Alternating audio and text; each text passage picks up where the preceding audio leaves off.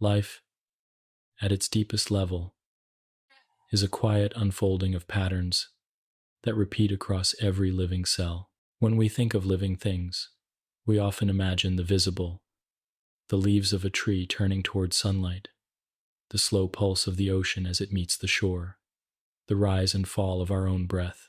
Yet beneath these movements is another rhythm, hidden from the eye, a rhythm written in molecules that hold the instructions for existence.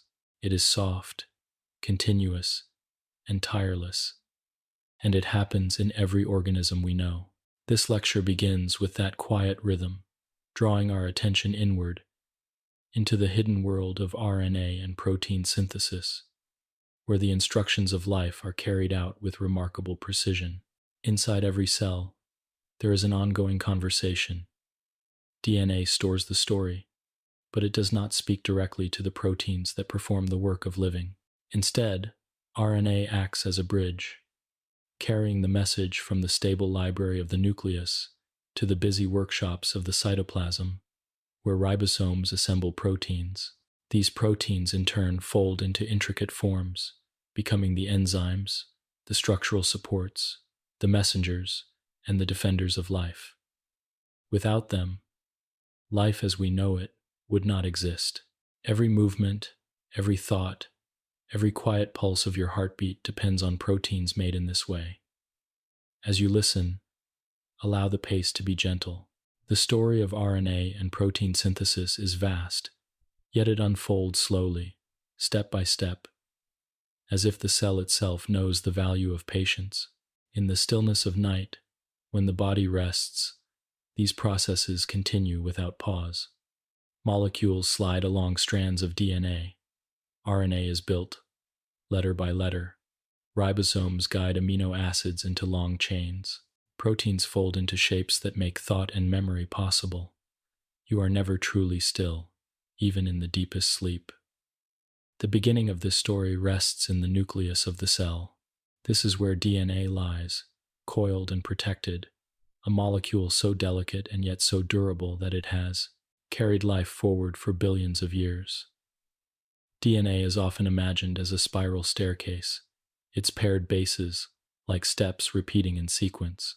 The stairs wind upward endlessly, carrying information that has been passed from parent to child, from ancestor to descendant, from the earliest cells to the present moment. DNA is silent until it is read, but when the time comes for the instructions to be used, a new kind of molecule must be formed. RNA, a messenger designed to carry information outward. RNA is similar to DNA, but it is softer in form, less stable, more temporary. If DNA is the long library, written to endure, RNA is the quick note, copied and sent out to guide the building of proteins. In this way, RNA allows DNA to remain protected, shielded within the nucleus, while still ensuring that the instructions it carries are carried out beyond. This is the beginning of protein synthesis, and it is a process as constant as the beating of your heart. Imagine this process in quiet detail. A cell decides it needs a certain protein, perhaps an enzyme to help break down sugar into energy. Deep within the nucleus, a segment of DNA unwinds, and an enzyme called RNA polymerase begins to move along one strand. As it moves, it reads the sequence of DNA and builds a complementary strand of RNA. This new molecule is like a mirror, carrying the same message but written in a slightly different alphabet. Where DNA uses thymine, RNA uses uracil. With this small adjustment, the message is transcribed and prepared for its journey. When the RNA molecule is complete, it does not yet leave the nucleus. It is checked, trimmed, and edited. Extra sequences called introns are removed, and the useful parts called exons are stitched together. A protective cap is added to the beginning, and a tail of repeating bases is attached to the end. Only then, once polished and ready, does the RNA slip through the nuclear pores into the wider cell. Already, the path toward protein is unfolding. In the cytoplasm, ribosomes wait. They are ancient molecular machines, found in every form of life, From the simplest bacteria to the most complex human cell, their task is steady: to read RNA and use it as instructions for building proteins. Within their structure, transfer RNA molecules bring amino acids, the building blocks of proteins. One by one, these amino acids are joined together, guided by the sequence of the RNA. It is as if the ribosome is stringing beads on a thread, each bead placed according to the pattern written in the code. Over time, the chain lengthens. Dozens, hundreds, sometimes thousands of amino acids connect, each added in the correct order. Yet even as the chain grows, it begins to twist and fold, drawn into shapes by the subtle forces of chemistry. The result is not a random coil, but a precise structure, perfectly suited to its function. Some proteins become enzymes that quicken chemical reactions. Others become part of the skeleton of a cell, giving it shape and stability. Some fold into receptors that sense signals from outside. Some become messengers, traveling through the body to deliver instructions. Each one begins here, in this quiet process of transcription and translation. To think of this is to think of life at its most basic, and yet its most beautiful. The proteins built in this way allow your muscles to move, your neurons to fire, your skin to renew, your immune cells to recognize and protect. Without proteins, life would be impossible. Without RNA, proteins could never be built. And without DNA, there would be no instructions to guide the process. All three, DNA, RNA, and protein, form a circle of life's continuity, each dependent on the others, each contributing to the quiet hum of existence. Even errors in this process tell part of the story. When an RNA message is copied incorrectly, or when a protein misfolds, the results may ripple outward, sometimes leading to illness. Yet even here, the body adapts. Cells have proofreading systems, enzymes that check for mistakes, and pathways that try to refold or recycle misfolded proteins. The process is not perfect, but it is resilient. Through countless generations, it has endured, and life has flourished because of it. As you reflect on this beginning, let the idea settle gently. Within you, every moment, RNA is being made, proteins are being folded, and life is being sustained. It is a process older than mountains, more constant than the tides. Long before humans understood it, this flow was at work, carrying instructions silently, building structures patiently, maintaining balance faithfully. In the calm of night, this work continues. Even in stillness, the molecules move, and life is quietly renewed. You may picture it as a soft dance of molecules, tiny figures moving along strands, matching letters, carrying amino acids, folding into forms. The dance is intricate, yet never hurried. It is a process that does not sleep, yet its rhythm is gentle enough to lull you deeper into rest. This is the opening of the story, the first step in understanding RNA and protein synthesis. It is not a story of noise or urgency, but of continuity, of patience, and of quiet harmony that has guided life for billions of years. 2. Life's molecular language. Life communicates with itself through a language that does not use spoken words or written marks, but instead relies on the arrangement of tiny molecular symbols. Just as a poem or a story unfolds through the sequence of letters and sounds, the instructions of life unfold through the sequence of chemical units called nucleotides and amino acids. These are the alphabets of biology, two parallel systems of meaning woven together into the fabric of every living thing. One is the language of nucleic acids, DNA, and RNA, which carries information, and the other is the language of proteins, which carries out action. Together they form a dialogue that has continued unbroken since the earliest cells, first stirred in the ancient seas of Earth. To appreciate this language, it helps to step back and imagine a cell not as a blur under a microscope, but as a small and bustling city. Within this city are roads, factories, power plants, and libraries. The library is the DNA, storing volumes of instructions written in a simple four-letter alphabet. The factories are the ribosomes, which receive messages written in RNA and use them to assemble proteins. Proteins, in turn, are like the citizens of this city. Some build structures, others transport goods, some enforce order, and others send messages. Each one has its role, and each one depends on the information carried in the nucleic acid script. The language of nucleic acids begins with four familiar letters: adenine, thymine, cytosine, and guanine. These four nucleotides, repeated in countless combinations, spell out the long instructions for building and maintaining life. When DNA is transcribed into RNA, the alphabet shifts only slightly, replacing thymine with uracil. This small change marks RNA as distinct, but the underlying words remain the same. It is as if life has chosen a language with only a few letters, but by rearranging them, it can compose instructions as vast and varied as the diversity of all living organisms. In parallel, there is the language of proteins, composed not of 4 letters but of 20. These are the amino acids, each one with its own subtle shape and chemistry. Where nucleic acids spell out instructions, amino acids embody the physical result.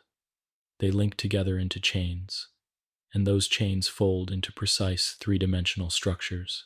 A string of amino acids might become an enzyme that speeds a chemical reaction, a filament that supports a cell's shape, or a receptor that detects a signal. The alphabet of 20 allows an almost infinite range of possibilities, more than enough to account for the intricacy of life. What is remarkable is how these two languages are connected. There is a code, known as the genetic code, that links the nucleic acid alphabet to the protein alphabet. Groups of 3 nucleotides, called codons, specify particular amino acids. In this way, a sequence of letters written in DNA or RNA can be translated into a sequence of amino acids in a protein. This code is nearly universal across all living organisms. From bacteria to plants to humans, the same triplets correspond to the same amino acids. It is as if life on Earth agreed long ago on a common dictionary, one that has been passed down without interruption for billions of years. This shared dictionary underscores the unity of life. Though species differ in form, in behavior, and in environment, the underlying script is consistent. A codon that means start in a bacterium also signals the beginning of a protein in a human cell. A codon that specifies leucine in a fish will do the same in a tree.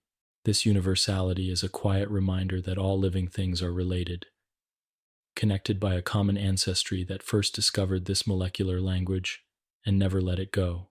Consider how these languages interact in the daily activity of a cell. When a protein is needed, a section of DNA is transcribed into RNA.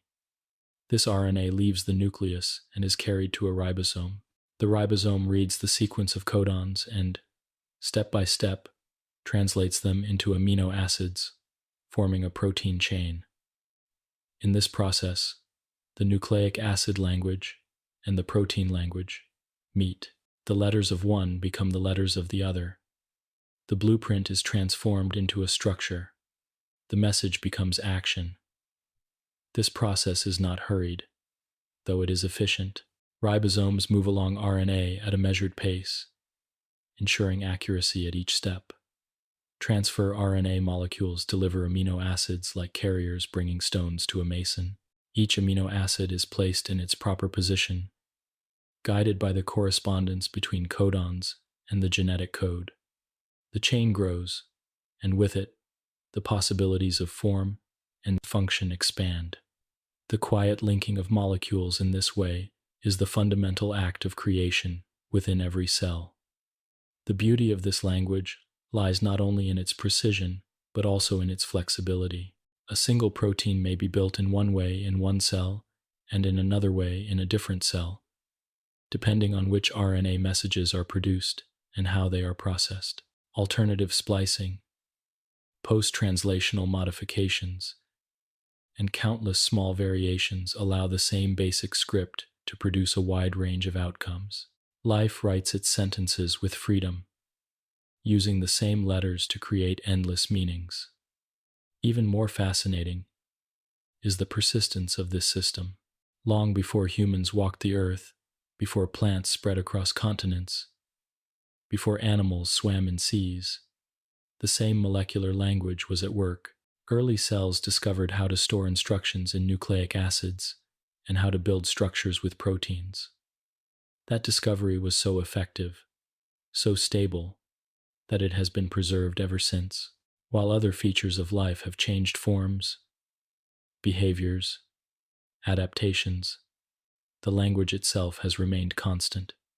It is a universal thread, weaving together all the branches of the tree of life. At times, errors occur in this language, just as they do in human speech. A nucleotide may be misplaced, an RNA message may be copied imperfectly, or an amino acid may be substituted for another. Sometimes these changes are silent, having little effect on the final protein. Sometimes they produce new variations that may be useful, and at other times, they lead to dysfunction or disease. Yet even here, the system shows resilience. Cells have proofreading enzymes, error correction pathways, and adaptive mechanisms that reduce harm. Like any language, it allows for mistakes while still carrying meaning forward. When we look at this molecular language closely, it seems mechanical, a series of chemical reactions unfolding with regularity. But when we step back, it becomes clear that this is not just chemistry, it is communication. It is the way life speaks to itself, across generations and across species. DNA whispers instructions to RNA. RNA delivers the message to ribosomes, and proteins answer with action. The dialogue is endless, seamless, and essential. It is the quiet exchange that makes life possible. As you rest, this language continues within you. Every cell in your body is carrying on these conversations, transcribing, translating, folding, and assembling. Proteins are being created as you breathe slowly, as your heart beats gently, as your mind drifts deeper into calm. The molecular language is spoken constantly, without pause, ensuring that you remain alive, balanced, and whole. It is a story told not in words but in molecules, yet it is more enduring than any written book. This is the language of life. At once, simple and infinite. 4 nucleotides, 20 amino acids, and the code that binds them together. From this modest set of symbols emerges the endless diversity of living forms. From the smallest bacterium to the tallest tree, from the flight of birds to the quiet thoughts in your mind. Every one of these arises from the same shared system of meaning, the same silent conversation that has endured since the dawn of life on Earth.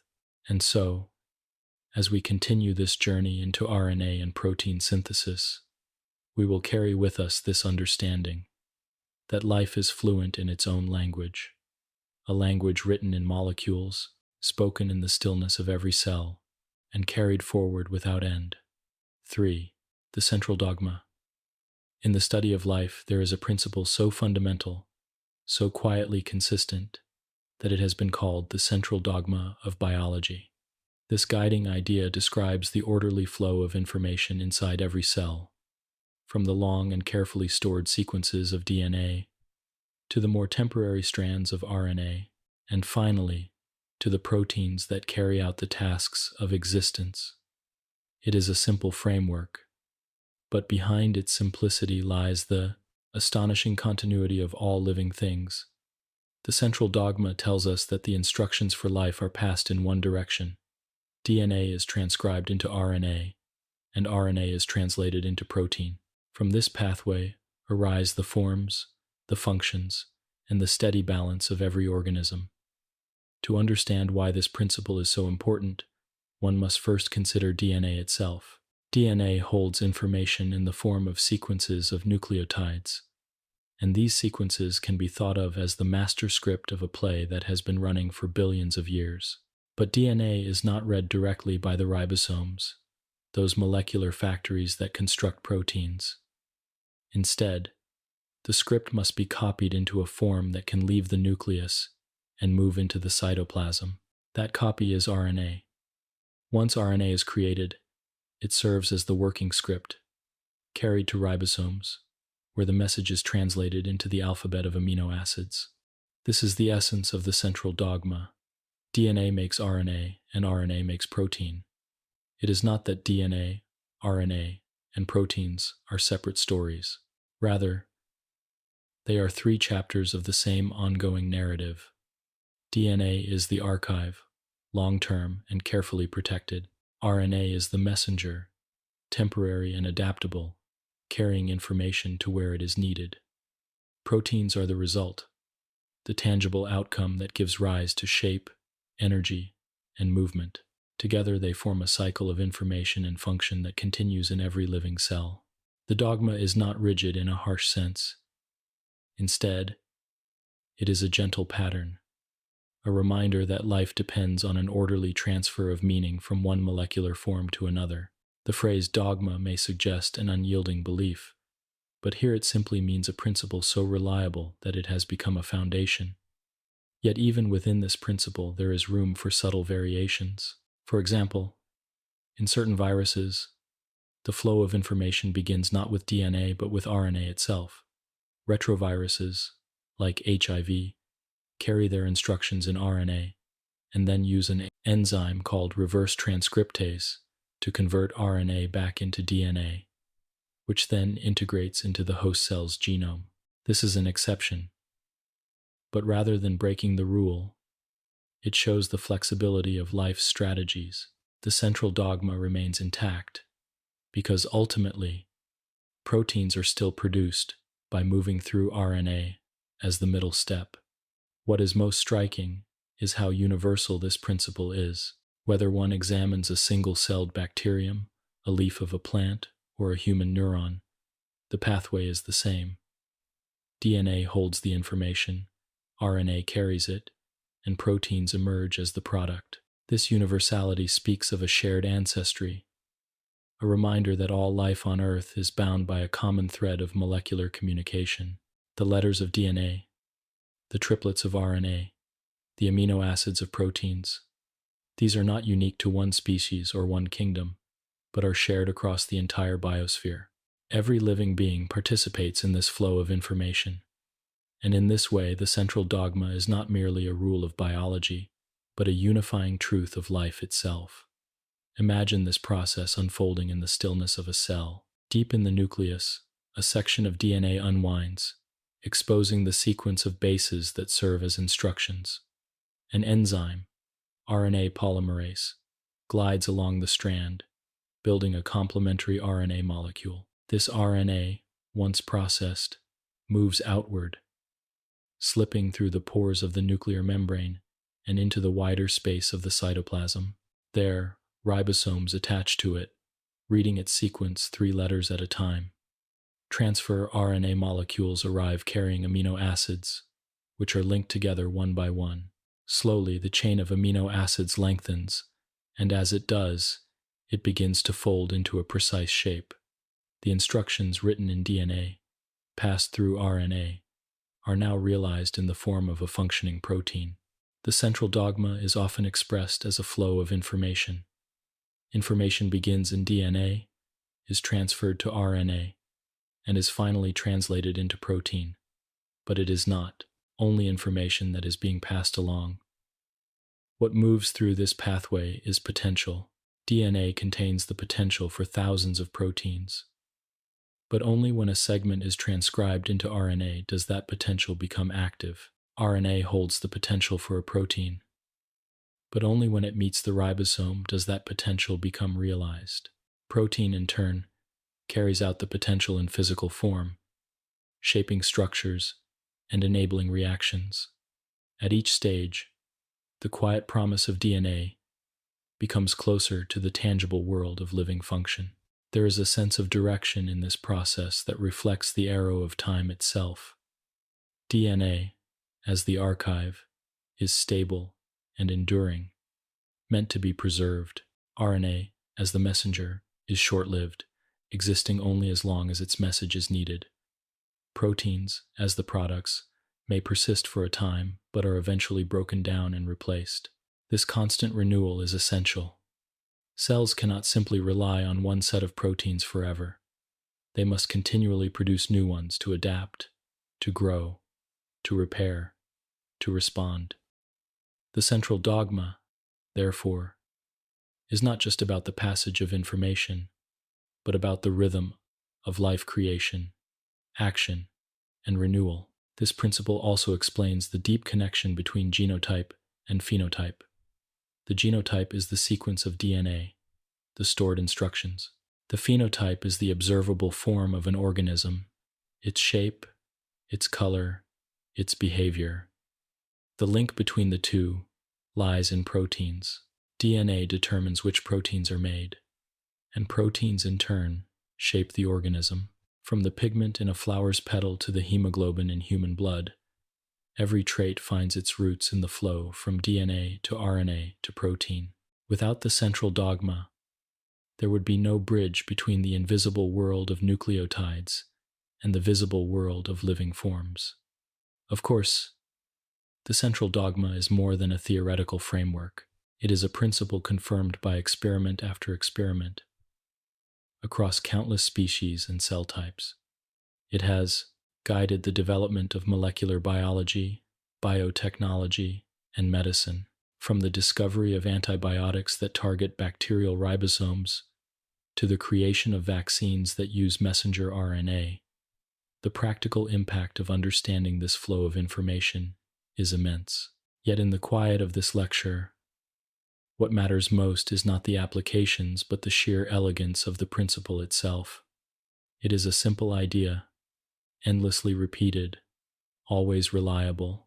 To reflect on the central dogma is to reflect on the unity of life.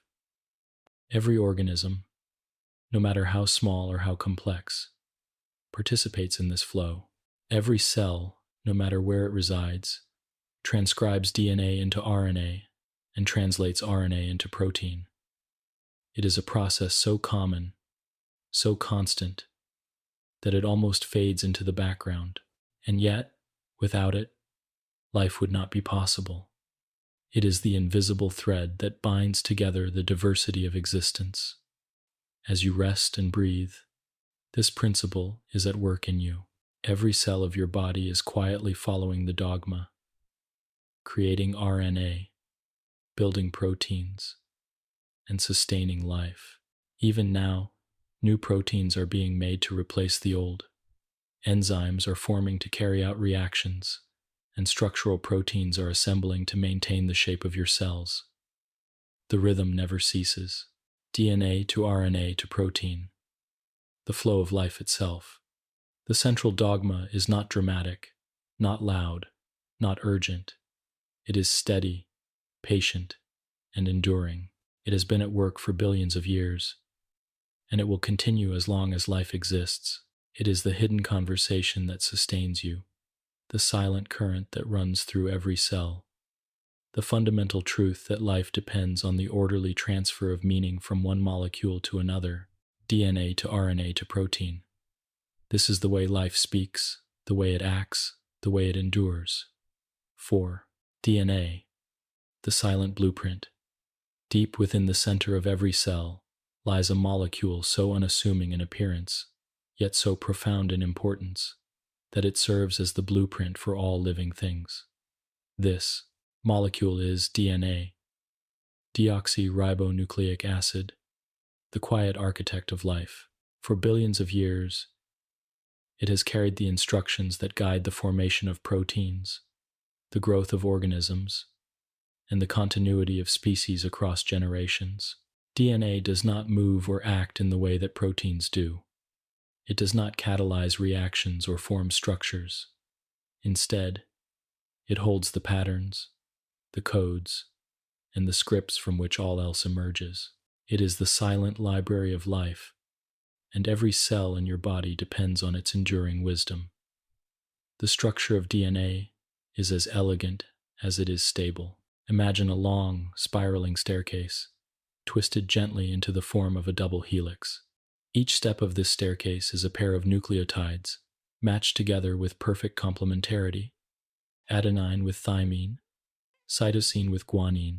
These pairs, repeated millions upon millions of times, create the sequence that spells out instructions for life. The sequence itself may appear random to the eye, but in truth, it is as carefully ordered as the letters of a book. In the same way that letters combine to form words, and words combine to form sentences, these nucleotide bases combine to form genes, and genes together compose the genome, the complete set of instructions for a living organism. DNA's stability comes from its design. The backbone of the molecule is formed by sugars and phosphate groups, strong chemical bonds that give the structure both rigidity and resilience. The bases extend inward, like the rungs of the staircase, joined together by hydrogen bonds that allow the molecule to unzip when it must be copied. This balance of strength and flexibility is one of the secrets of DNA's success. It can remain stable across years, decades, and millennia. Yet it can also be opened and read whenever the cell requires its instructions. In this way, DNA serves both as archive and as active blueprint, ready to be accessed but never easily destroyed. One of the remarkable qualities of DNA is its universality. Every living thing, from the simplest bacterium to the most complex mammal, relies on DNA to store and pass on genetic information. The sequence of bases differs from species to species, but the structure is identical. A double helix in a human cell is the same as a double helix in a blade of grass or in a deep-sea bacterium. This shared molecular foundation is evidence of life's unity, a reminder that all living things trace their lineage back to the same ancient origins. No matter how different organisms may appear in form or behavior, they are connected at the deepest level by this silent blueprint. The information stored in DNA is not written in chapters or sentences, but in genes. A gene is a segment of DNA that contains the instructions for building a particular protein.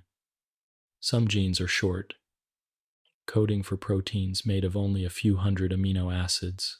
Others are long, containing instructions for proteins with thousands of components. Together, the thousands of genes in a genome provide the instructions for building and maintaining the entire organism. Yet DNA also contains regions that do not code for proteins directly. These non-coding regions were once dismissed as junk DNA, but modern research has shown that they often play vital roles in regulating when and where genes are expressed, in organizing the structure of chromosomes, and in maintaining the stability of the genome. In this way, DNA is more than a book of instructions. It is a dynamic system of information, organization, and regulation. Another quality that defines DNA is its ability to replicate. Before a cell divides, its DNA must be copied so that each new cell receives a complete set of instructions. This process is both precise and astonishingly efficient. The double helix unwinds, and enzymes called DNA polymerases move along the exposed strands, adding complementary nucleotides one by one. Because adenine always pairs with thymine, and cytosine always pairs with guanine, the new strands are exact copies of the old. This ensures that the genetic information is preserved through generations of cells. Errors do occur, but they are rare, and cells possess proofreading mechanisms that correct most mistakes. Through this careful copying, DNA passes the blueprint of life forward, maintaining the continuity of organisms and species alike. Though DNA is silent in itself, it is the source of every action within a cell. When a protein is needed, the relevant gene is transcribed into RNA. When energy must be generated, the enzymes that catalyze the reactions are themselves encoded by DNA. When cells must respond to changes in their environment, the pathways they rely upon are all shaped by DNA's instructions. In this way, DNA is not merely a static storehouse of information, but the ultimate reference point for every decision a cell makes. It is both memory and potential, past and future, all folded into a long and winding molecule. The size of DNA's blueprint is immense. In humans, the genome consists of about 3 billion base pairs, spread across 23 pairs of chromosomes. If the DNA from a single human cell were stretched out, it would measure nearly 2 meters in length. Yet this entire length is folded so precisely that it fits within the microscopic nucleus of a cell. Proteins called histones help coil and compact the DNA into chromatin, an intricate structure that allows for both storage and accessibility. Despite the density of this packing, specific genes can be accessed quickly when needed. This organization is a testament to the efficiency of nature's design, balancing the demands of compactness with the necessity of readability.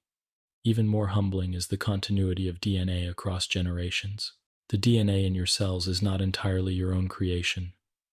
It is a direct descendant of DNA carried by your parents, your grandparents, and your ancestors, stretching back through countless centuries. Every human, every animal, every plant carries DNA that has been copied and recopied for billions of years. Small changes have occurred along the way: mutations, insertions, deletions that give rise to diversity and evolution. Yet the core structure remains unchanged. The DNA that coils within your cells today is the same kind of molecule that existed in the earliest forms of life. It is a silent witness to the history of life on Earth. Though DNA is stable, it is not invulnerable.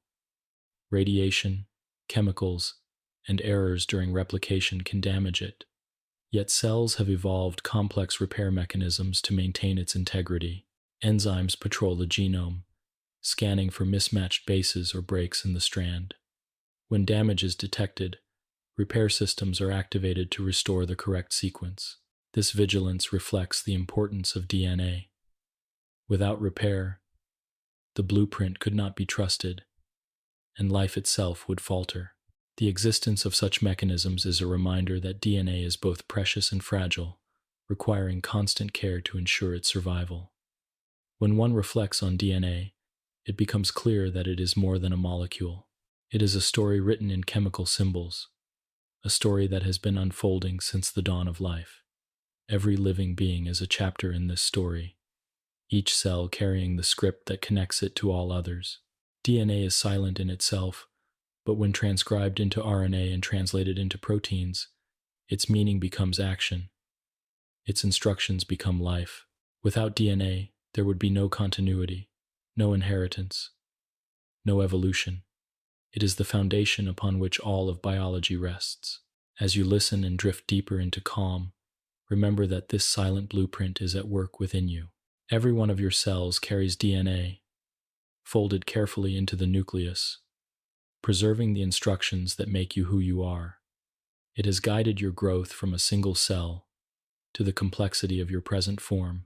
It will continue to guide the renewal of your tissues, the balance of your systems, and the persistence of your life. Quiet, steady, enduring DNA is the blueprint, always present, always guiding, always ready to be read when the cell requires it. 5. Nucleotides and the alphabet of life. At the heart of the molecular blueprint lies a simple yet elegant alphabet. It does not contain 26 letters, nor does it vary across languages or cultures. Instead, the alphabet of life is built from only a handful of symbols, repeated in long, intricate sequences that spell out the instructions for every living organism.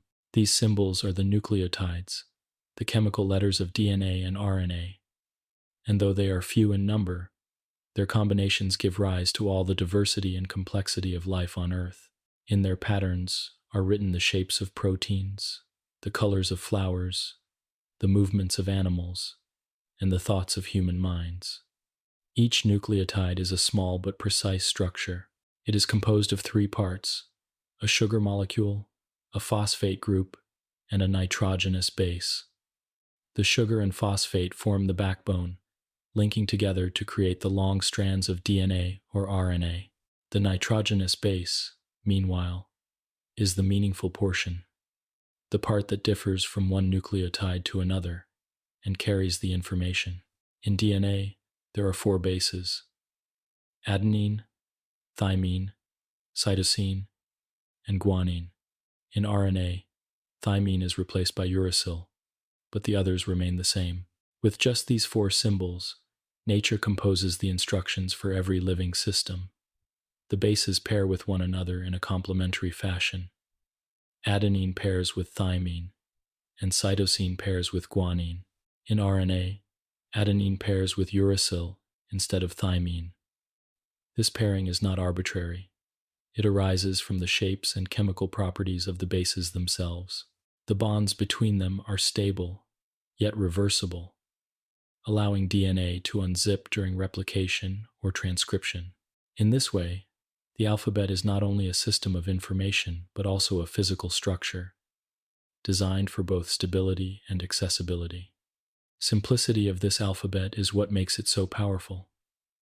With only 4 symbols, DNA can encode genes that stretch across thousands of bases. The arrangement of these bases forms sequences that determine the order of amino acids in proteins. Proteins, in turn, are made from 20 different amino acids, and their variety gives rise to nearly endless possibilities of form and function.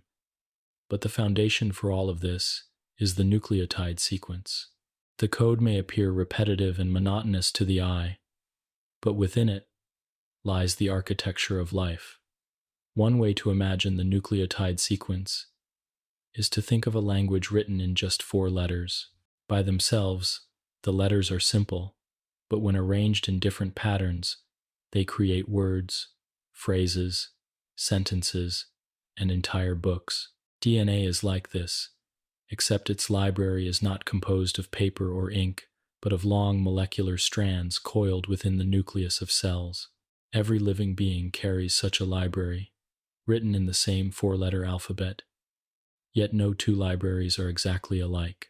It is this variation in sequence that gives each organism its individuality, its unique traits and capabilities. Consider the human genome. It contains about 3 billion base pairs, arranged in a precise sequence across 23 pairs of chromosomes. Yet within that vast sequence, the actual differences between one person and another are relatively small, just a fraction of 1%. Still, those small differences are enough to shape the wide variety of human features, from eye color to blood type, from height to metabolic tendencies. Such is the power of the nucleotide alphabet.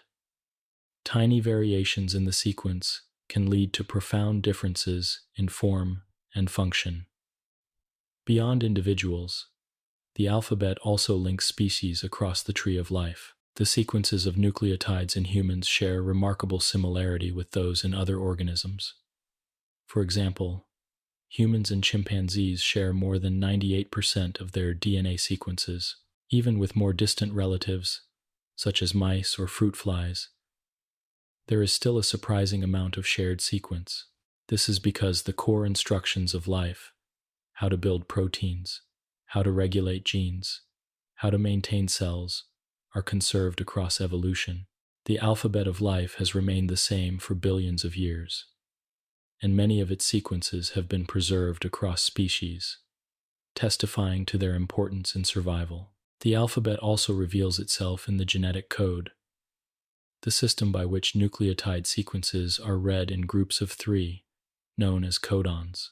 Each codon corresponds to a specific amino acid, linking the language of nucleotides to the language of proteins.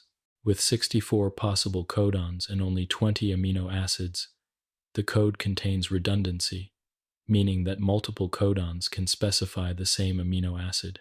This redundancy provides a buffer against errors, ensuring that even if a mutation occurs in the sequence, the protein may still be produced correctly. It is another example of how the alphabet of life balances precision with resilience. While the alphabet of nucleotides is universal, the way it is used can vary. In some organisms, Certain codons may be assigned slightly differently, reflecting subtle variations in the genetic code. Yet these exceptions are rare, and the overwhelming majority of life follows the same rules.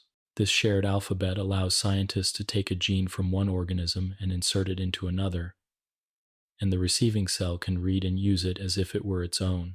This universality has made modern biotechnology possible, from insulin production using bacteria to the creation of genetically modified crops. The alphabet of life is not bound by species, it is a language that all living things understand. Nucleotides also play roles beyond encoding proteins. Some serve as energy carriers, such as adenosine triphosphate, or ATP, which is a nucleotide with 3 phosphate groups. ATP is the energy currency of the cell, powering countless reactions. Others serve as signaling molecules, carrying messages between different parts of the cell. In these ways, the alphabet of life extends beyond DNA and RNA, shaping not only information but also energy and communication. Errors in the nucleotide sequence can have significant effects. A single base change can alter a codon, leading to a different amino acid being inserted into a protein. Sometimes this change has little impact, but other times it can disrupt the protein's structure and function.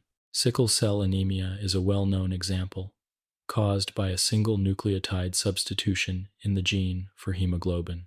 This tiny change alters one amino acid, which in turn changes the shape of the hemoglobin protein, leading to serious health consequences. Such examples highlight how even the smallest adjustments in the alphabet can ripple outward into profound effects on life. Yet errors are also a source of variation, and variation is the raw material of evolution. Without occasional changes in the nucleotide sequence, life would remain static. Instead, mutations introduce diversity, and natural selection acts upon this diversity, shaping species over time.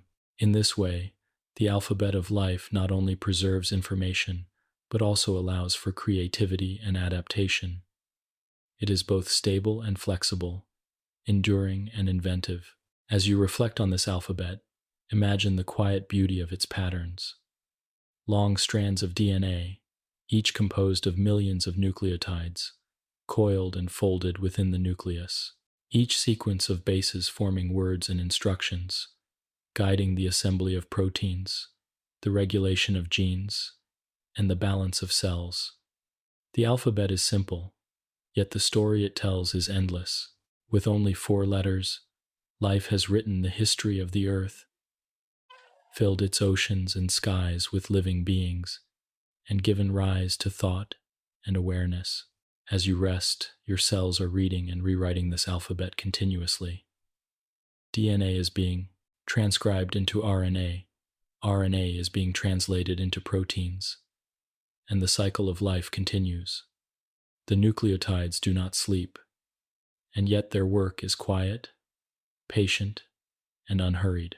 Their patterns flow on, sustaining the rhythm of your body, carrying the silent instructions of life forward into the future.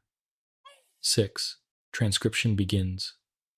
Within the calm interior of a cell, there comes a moment when the silent blueprint of DNA must be read and transformed into a message that can be acted upon.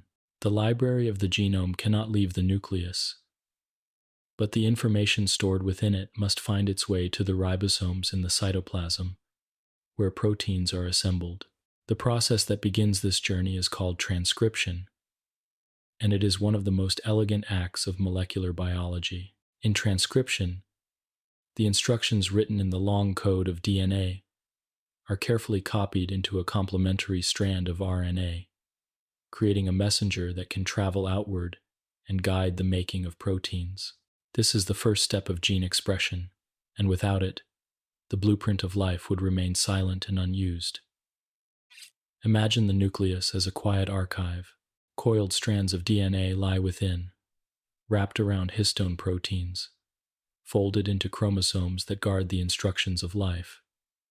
Not every section of DNA is needed at once. Instead, the cell selectively opens only those regions that correspond to the proteins required at a particular moment. Perhaps the cell needs more enzymes to generate energy, or more receptors to sense its surroundings, or more structural proteins to maintain its shape. The decision is made, and the process begins with the unwinding of DNA at the location of the chosen gene. The unwinding itself is a gentle act.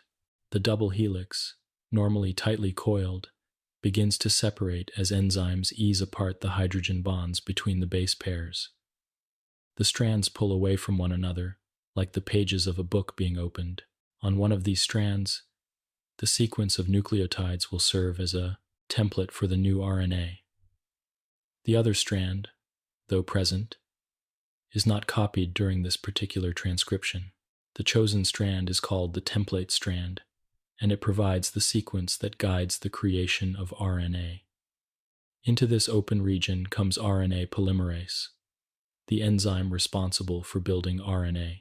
It is a complex protein machine, capable of both reading and writing the molecular alphabet. RNA polymerase moves along the DNA, opening the helix further as it goes, and assembling a complementary chain of nucleotides. Where the DNA has adenine, RNA polymerase adds uracil. Where the DNA has thymine, RNA receives adenine. Cytosine is paired with guanine, and guanine with cytosine. Letter by letter, the RNA grows, a mirror image of the DNA template, yet with the subtle difference that thymine is replaced by uracil. This process begins at precise locations called promoters. A promoter is a sequence of DNA that signals where transcription should start. It acts as a kind of punctuation mark in the genome, marking the beginning of a gene. Proteins called transcription factors gather at the promoter, guiding RNA polymerase to the correct position. Only then does transcription commence. Once the enzyme is in place, it begins building the RNA molecule, moving steadily along the DNA until it reaches the end of the gene. At this point, another signal called a terminator sequence tells the enzyme to stop, and the RNA strand is released. The RNA that emerges from transcription is not yet the final message. In eukaryotic cells, it must undergo several modifications before it is ready to guide protein synthesis. This includes the addition of a protective cap at the beginning and a tail of repeating bases at the end. Sections of the RNA that do not code for protein, called introns, are removed, while the coding sections, called exons, are joined together. This careful editing ensures that the final messenger RNA carries only the instructions needed to build the correct protein. In bacteria, this editing is not required, and the RNA is ready to be used immediately. But in more complex organisms, the polishing of RNA is an essential step in preparing the message. The completed messenger RNA is then free to leave the nucleus through small pores in the nuclear envelope. It carries with it the exact sequence of nucleotides that will direct the order of amino acids in a protein. Once in the cytoplasm, it will find its way to a ribosome, where the next stage of gene expression, translation, will occur. But it all begins with transcription, the delicate copying of DNA into RNA. Transcription is remarkable not only for its precision but also for its adaptability. Cells can control which genes are transcribed and when. This regulation allows organisms to respond to their environment. If a cell senses stress, it can transcribe genes that produce protective proteins. If nutrients are scarce, it can transcribe enzymes that help harvest energy more efficiently. If signals arrive from other cells, transcription can adjust the activity of pathways to coordinate responses across tissues. In this way, transcription is not a static process, but a dynamic one, constantly shifting in response to the needs of the organism. Errors in transcription are rare, but they can occur. A single misplaced nucleotide in RNA may alter the resulting protein, sometimes in ways that are inconsequential, and sometimes in ways that disrupt function. Cells have evolved mechanisms to minimize such errors, but they cannot be eliminated entirely. Even so, the system is resilient. Often, multiple copies of RNA are transcribed from the same gene, so that even if one is flawed, others can carry the correct message. This redundancy ensures that the blueprint is faithfully realized most of the time. From an evolutionary perspective, transcription is an ancient process.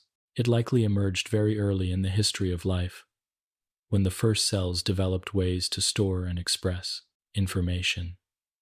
The enzymes that perform transcription are conserved across species, from bacteria to humans, reflecting their importance and their deep history. The very fact that the process is so universal suggests that once it was discovered, it became an irreplaceable foundation of life.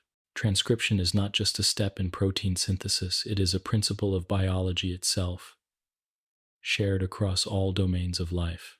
As you reflect on this process, imagine the gentle motion of RNA polymerase gliding along DNA, unzipping the double helix, and building the RNA strand one letter at a time.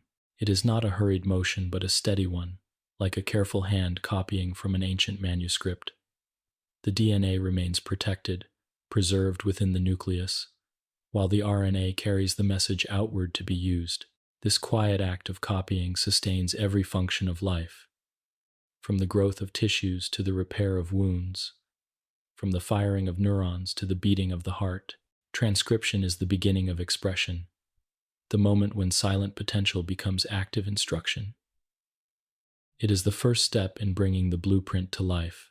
Without it, DNA would remain nothing more than a dormant code, incapable of action. With it, the code becomes a message, and the message becomes the foundation for proteins, the true workhorses of biology. As you drift further into calm, remember that even now, within you, transcription is unfolding in countless cells. It is happening quietly, invisibly, and without pause, a rhythm as constant as your own breath. DNA opens, RNA is built, and the story of life continues. 7. The making of messenger RNA. When the double helix of DNA has been carefully opened and copied, what emerges is something new, something more agile, and ready to travel beyond the nucleus. This new molecule is messenger RNA, often abbreviated as mRNA, and it is one of the most essential players in the flow of information inside the cell. If DNA is the long-term archive and library of instructions, then messenger RNA is the working transcript, the portable copy that can be delivered to the ribosomes, where proteins are made. It is short-lived compared to the timelessness of DNA, yet in its brief existence, it carries the precise message that turns potential into action. The creation of messenger RNA begins, as we have seen, with the work of RNA polymerase. This enzyme reads the DNA template strand and constructs a complementary RNA molecule one nucleotide at a time. The growing RNA strand is assembled from adenine, uracil, cytosine, and guanine, forming a sequence that mirrors the DNA code.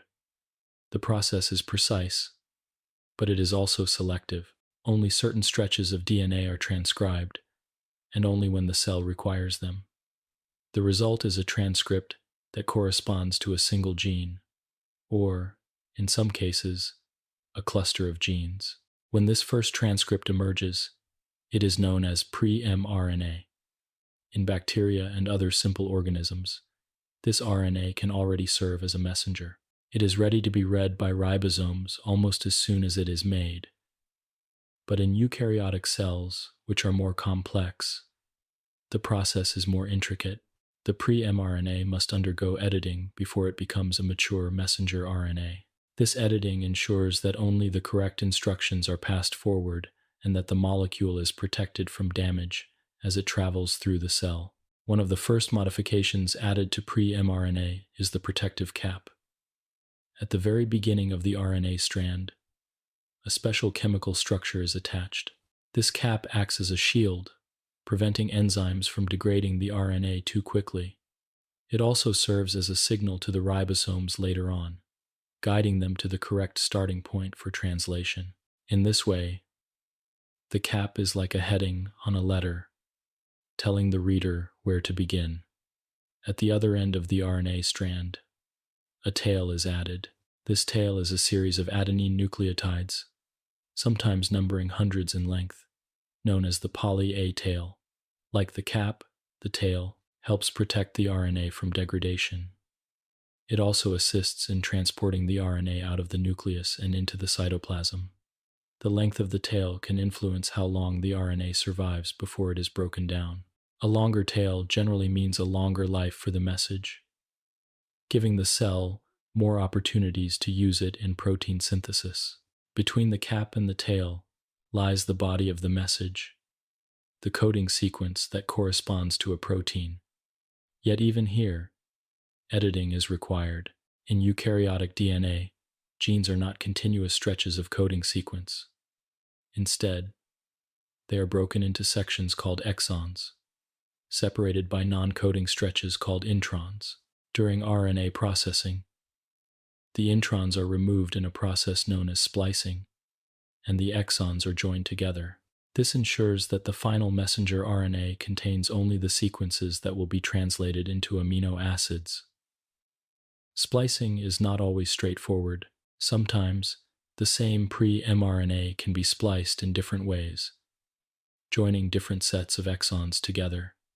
This phenomenon, called alternative splicing, allows a single gene to produce multiple proteins. It is one of the reasons why the number of proteins in an organism can greatly exceed the number of genes in its genome. Through alternative splicing, the cell can expand its repertoire, using a limited set of instructions to generate a wide variety of outcomes. Once splicing is complete, and the cap and tail are in place, the messenger RNA is considered mature. It is now ready to leave the nucleus. To do so, it passes through nuclear pores, tiny gateways in the nuclear envelope that control the movement of molecules in and out.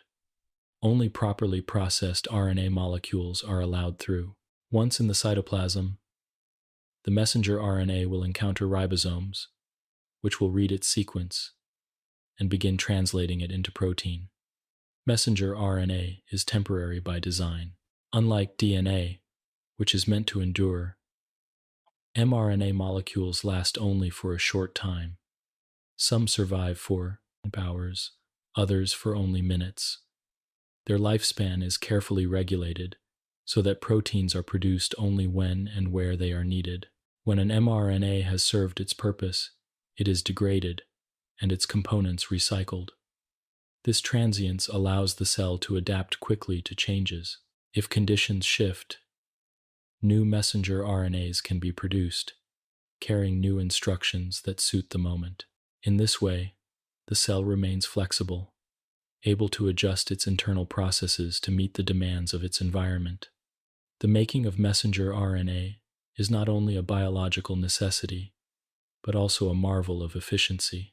In a single cell, thousands of different mRNAs may be present at once, each corresponding to a different protein. Some are abundant, directing the production of proteins needed in large quantities, such as enzymes for metabolism. Others are rare, coding for proteins used only in specific circumstances. The mix of mRNAs in a cell at any given time reflects the cell's state, its needs, and its responses. It is like a snapshot of cellular activity, written in the language of nucleotides. This process has profound implications for medicine and science. By studying which mRNAs are present in a cell, researchers can learn what proteins are being made and how the cell is behaving. This has led to advances in diagnosing diseases, understanding cancer, and exploring how cells respond to stress. Messenger RNA has also been harnessed directly in medicine, most notably in the development of mRNA vaccines. In these vaccines, a carefully designed mRNA is delivered into cells, where ribosomes read it and produce a viral protein fragment. The immune system recognizes this fragment as foreign and prepares defenses, granting protection without the need for exposure to the actual virus. Such innovations are possible because of the central role that messenger RNA plays in the flow of information. As you reflect on messenger RNA, picture it as a small yet vital courier. It begins as a copy, within the nucleus, undergoes careful editing and protection, and then departs to deliver its message. It is not permanent, nor is it meant to be. Its value lies in its transience, its ability to carry a message in the moment and then fade away, leaving room for new instructions to arise. Without it, the blueprint of DNA would remain locked in the nucleus, and proteins could never be built. With it, the blueprint comes alive, expressed in the tangible forms and functions that sustain life. Even now, as your body rests, messenger RNAs are being made in your cells. Some are guiding the production of proteins that repair tissues. Others are directing the synthesis of enzymes that maintain your metabolism. Still others are helping neurons adjust their connections, supporting the quiet processes of memory and thought. They move silently, faithfully carrying their messages, each one a thread in the larger fabric of life. Messenger RNA is, in many ways, the voice of DNA. It speaks not in sound but in sequence, not in words but in nucleotides. It is fleeting, yet in its brief existence, it bridges the gap between blueprint and action. It is the essential step that allows the silent archive of DNA to become the living reality of proteins. And in that way, it is one of the most important messengers in all of biology. 8. RNA editing and processing. When messenger RNA is first created during transcription, it is not yet ready to be sent out into the cytoplasm to direct the assembly of proteins. In its initial form, it is a raw copy, like a rough draft written quickly from the master text of DNA. This version is known as pre-mRNA in eukaryotic cells, and before it can fulfill its role as a true messenger, it must undergo a series of careful modifications. These modifications transform it into mature mRNA, stable enough to travel, and accurate enough to deliver instructions without error. The process of editing and processing is both precise and protective, ensuring that the flow of genetic information remains orderly and reliable. The journey of pre-mRNA begins in the nucleus, where DNA has just been transcribed by RNA polymerase. The new RNA strand emerges long and unpolished, a faithful copy of the template but not yet functional. It includes both coding segments, called exons, and non-coding segments, called introns. Left unedited, this mixture would lead to confusion, with non-coding sequences interrupting the instructions for protein synthesis. Thus, the first task of RNA processing is to remove the introns and stitch the exons together in a process known as splicing. Splicing is carried out by a complex molecular machine called the spliceosome. This structure is not a single enzyme but a collection of proteins and small RNAs that work together to recognize the boundaries of introns and exons. The spliceosome cuts out the introns and joins the exons seamlessly, leaving behind a continuous sequence that codes for a protein. The precision of this process is remarkable. Introns and exons are identified not by large signals but by subtle sequences of nucleotides, and the spliceosome reads these with accuracy that ensures the final message is intact. The removal of introns is not only about cleaning up unnecessary sequences, it also allows for flexibility and variety. Through a process called alternative splicing, the same pre-mRNA can be spliced in different ways, joining different combinations of exons together. This means that a single gene can give rise to multiple proteins, each with slightly different structures and functions. Alternative splicing is one of the reasons why the human genome, with about 20,000 protein-coding genes, can produce hundreds of thousands of distinct proteins. This adaptability enriches the complexity of life without requiring a vast number of additional genes. Beyond splicing, other modifications are made to stabilize and protect the RNA. At the very beginning of the RNA strand, a structure known as the 5' cap is added. This cap is a modified guanine nucleotide attached in a unique way that marks the RNA as legitimate and prevents it from being degraded prematurely. The cap also plays an important role later, helping ribosomes recognize where to begin translation. Without the cap, the message would be vulnerable to destruction before it ever reached its destination. At the opposite end of the RNA, the 3' tail is added. This tail consists of a long sequence of adenine nucleotides, often numbering hundreds, known as the poly A tail. Like the cap, the tail protects the RNA from degradation, but it also has another purpose. The length of the tail influences how long the RNA will survive in the cytoplasm. RNAs with longer tails are generally more stable, allowing the cell to use them repeatedly before they are broken down. In this way, the poly A tail acts like a timer, determining the lifespan of the message. Editing can also occur at the level of individual nucleotides. Certain enzymes can alter specific bases in the RNA, changing adenine to inosine or cytosine to uracil. These modifications, though subtle, can have significant effects, altering the way codons are read and sometimes leading to changes in the resulting protein.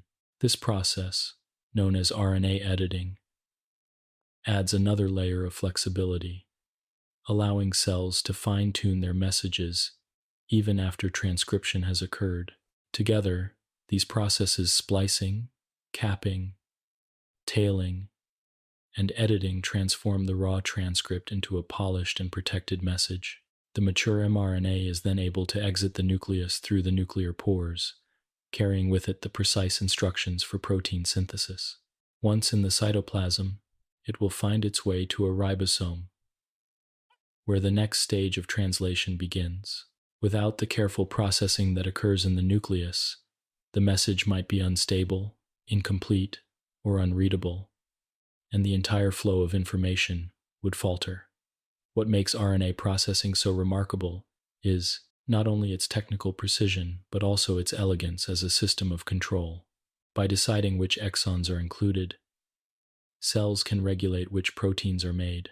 By adjusting the length of the poly A tail, they can control how long the RNA remains active. By editing nucleotides, they can fine-tune the instructions to match the needs of the moment. In this way, RNA processing is not merely a matter of cleaning up a transcript. It is an essential point of regulation, allowing cells to adapt and respond with remarkable flexibility. The importance of this process can be seen when it goes wrong. Errors in splicing can lead to proteins that are incomplete or dysfunctional.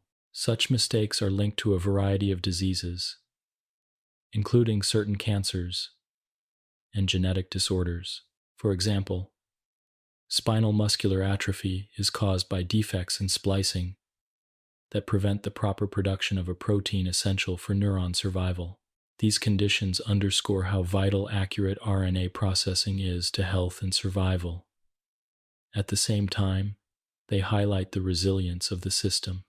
For most genes, the spliceosome and related mechanisms work with extraordinary accuracy, maintaining the integrity of the message across billions of transcripts every day. From an evolutionary perspective, the presence of introns and the machinery to remove them may seem like a complication. Simpler organisms, such as bacteria, do not have introns, and therefore do not require splicing. Yet in more complex organisms, this additional step provides the opportunity for greater diversity and regulation. Alternative splicing in particular allows for a richness of protein forms that far exceeds the number of genes. It is an example of how life builds complexity not only by adding more genes, but also by using existing ones in more flexible ways. As you reflect on RNA processing, it may help to imagine it as the editing of a manuscript. The DNA is the original text, vast and enduring. Transcription produces a draft, capturing the essential message, but still rough and filled with extra material. Processing then acts as the editor, removing passages that do not belong, rearranging sections to flow smoothly, and adding marks at the beginning and end to ensure the document is read correctly. The result is a polished manuscript, ready to be published and shared. In the case of the cell, publication means translation into protein, the final expression of the message. Even as your body rests, This editing is taking place within your cells. Pre-mRNAs are being spliced, capped, and tailed. Messages are being polished and sent out into the cytoplasm. Proteins are being built according to their instructions, maintaining the quiet rhythm of life. Though the process is invisible, it is as constant as your breath, unfolding without pause to sustain your existence. RNA editing and processing remind us that life is not only about storing information, but also about shaping it, refining it, and ensuring that it is used wisely. The cell does not rely on raw transcripts alone. It takes the time to prepare and protect its messages, balancing stability with adaptability. In this way, the making of messenger RNA is not only a biological process, but also a lesson in patience and precision. The message must be clear, or the work of life cannot go on. 9. Different types of RNA. When people first hear of RNA, they often imagine it only in the form of messenger RNA, the copy of DNA that travels outward to guide protein synthesis. Yet within the cell, RNA takes on many forms, each with its own unique responsibilities. RNA is not just a single kind of molecule performing one task, but rather a family of related molecules, each adapted to a specific role in the orchestration of life. Some RNAs carry messages, others serve as translators, and still others build the very machines that assemble proteins. Together, they form a network of communication and action that allows DNA's instructions to be transformed into the living reality of proteins. The most familiar member of this family is messenger RNA, or mRNA. It begins as a transcript of DNA and serves as the temporary carrier of genetic information. It is the script handed from the nucleus to the ribosomes, telling them which amino acids to join and in what order. Messenger RNA is fleeting, often lasting only long enough to complete its job before it is degraded. Its transience is part of its purpose, allowing the cell to regulate protein production dynamically, turning messages on and off as needed. Yet mRNA could not fulfill its role alone. To bridge the gap between the nucleotide language of RNA and the amino acid language of proteins, another type of RNA is needed: transfer RNA, or tRNA. Each tRNA is small and folded into a distinctive cloverleaf shape. At one end, it carries an amino acid, the building block of proteins. At the other, it has an anticodon, a sequence of 3 nucleotides that pairs with a complementary codon on the mRNA. When the ribosome reads a codon on the mRNA, the corresponding tRNA arrives, bringing with it the correct amino acid. In this way, tRNA acts as the adapter, matching the code of nucleotides to the physical reality of amino acids. Without tRNA, the genetic code could not be translated into protein. The ribosome itself, the large molecular machine where translation occurs, is also built largely of RNA. This structural form is known as ribosomal RNA, or rRNA.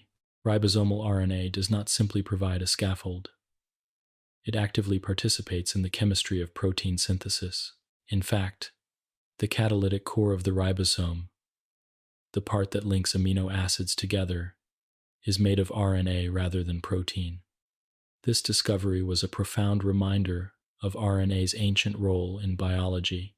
Long before DNA and proteins took on their modern dominance, RNA may have served as both genetic material and enzyme. Even today, in the heart of every cell, rRNA preserves this legacy, ensuring that the joining of amino acids remains an RNA-driven act. Together, messenger RNA, transfer RNA, and ribosomal RNA form the central trio of protein synthesis. Each one has a distinct task, but they work in concert. The messenger carries the instructions, the transfer brings the building blocks, and the ribosomal provides the site and the catalyst. The collaboration is seamless, and through it, proteins are built with remarkable precision. Beyond these 3, however, there are many other kinds of RNA, each with its own function in the cell's inner life. One such type is small nuclear RNA, or snRNA. Found within the nucleus, snRNAs are key players in splicing, the process by which introns are removed and exons, joined in pre-mRNA. Together with proteins, snRNAs form complexes called small nuclear ribonucleoproteins, or snRNPs, which are part of the spliceosome. Without snRNA, pre-mRNA could not be processed correctly, and the messages sent out of the nucleus would be incomplete or inaccurate. Another important group is microRNA, or miRNA. These are tiny RNA molecules, much shorter than messenger RNAs, and they do not code for proteins. Instead, they regulate gene expression by binding to specific messenger RNAs and preventing them from being translated. In this way, microRNAs act as subtle regulators, fine-tuning protein production and ensuring that genes are expressed at the right levels. A related group, small interfering RNA, or siRNA, performs a similar role, guiding the degradation of specific messenger RNAs to silence their expression. These forms of RNA demonstrate that regulation is as important as expression itself, and that RNA is not only a messenger but also a guardian of balance within the cell. Still, other RNAs participate in the maintenance and protection of the genome. For example, pi-we interacting RNAs, or piRNAs, are involved in silencing transposable elements, sometimes called jumping genes. These sequences, if left unchecked, can move within the genome and disrupt important coding regions. IRNAs, together with specific proteins, help prevent this disruption, preserving the stability of genetic information across generations. There are also RNAs that play roles in the modification of other RNAs. Small nucleolar RNAs, or SNO-RNAs, are found in the nucleolus, a region of the nucleus where ribosomes are assembled. These RNAs guide the chemical modifications of ribosomal RNA, ensuring that it folds and functions correctly. Though less well known, SNO-RNAs are indispensable for the production of functional ribosomes, and thus for protein synthesis itself. The diversity of RNA types reveals a truth about life, that RNA is not simply a middle step between DNA and protein, but a versatile molecule capable of carrying, shaping, regulating, and even catalyzing information. Each kind of RNA contributes to the harmony of the cell, ensuring that instructions are not only delivered, but also controlled, corrected, and refined. Without this variety, the flow of information would be fragile and unreliable. With it, the cell achieves both precision and flexibility. What is especially remarkable is how small changes in RNA can have wide-reaching effects. A mutation in a microRNA, for example, might disrupt the regulation of dozens of genes, leading to imbalance and disease. Errors in splicing RNAs can result in proteins that are misassembled or missing altogether. On the other hand, careful regulation by RNAs allows organisms to adapt quickly, altering gene expression in response to environmental changes. RNA, in all its forms, gives life the ability to be both stable and adaptable. From an evolutionary perspective, the centrality of RNA suggests a deep history.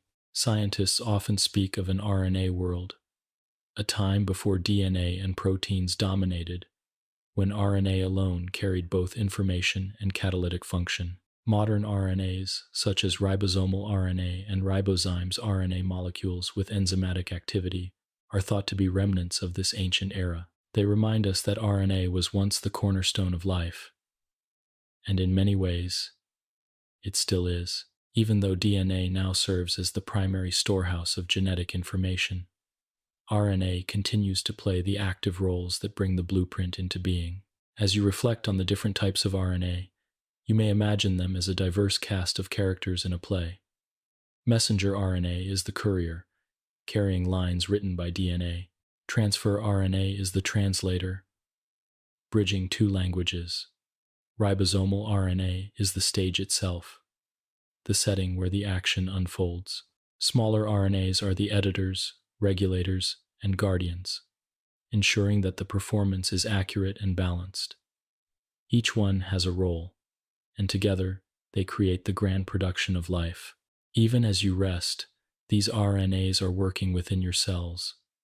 Messages are being carried, amino acids are being delivered, ribosomes are assembling proteins, and regulators are guiding the process with care.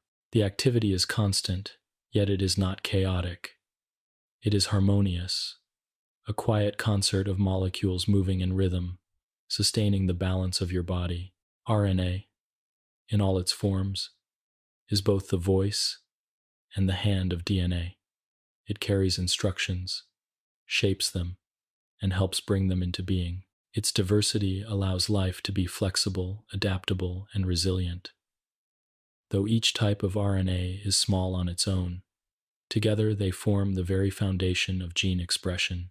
They remind us that life is not the product of a single molecule, but of many working together in silent cooperation.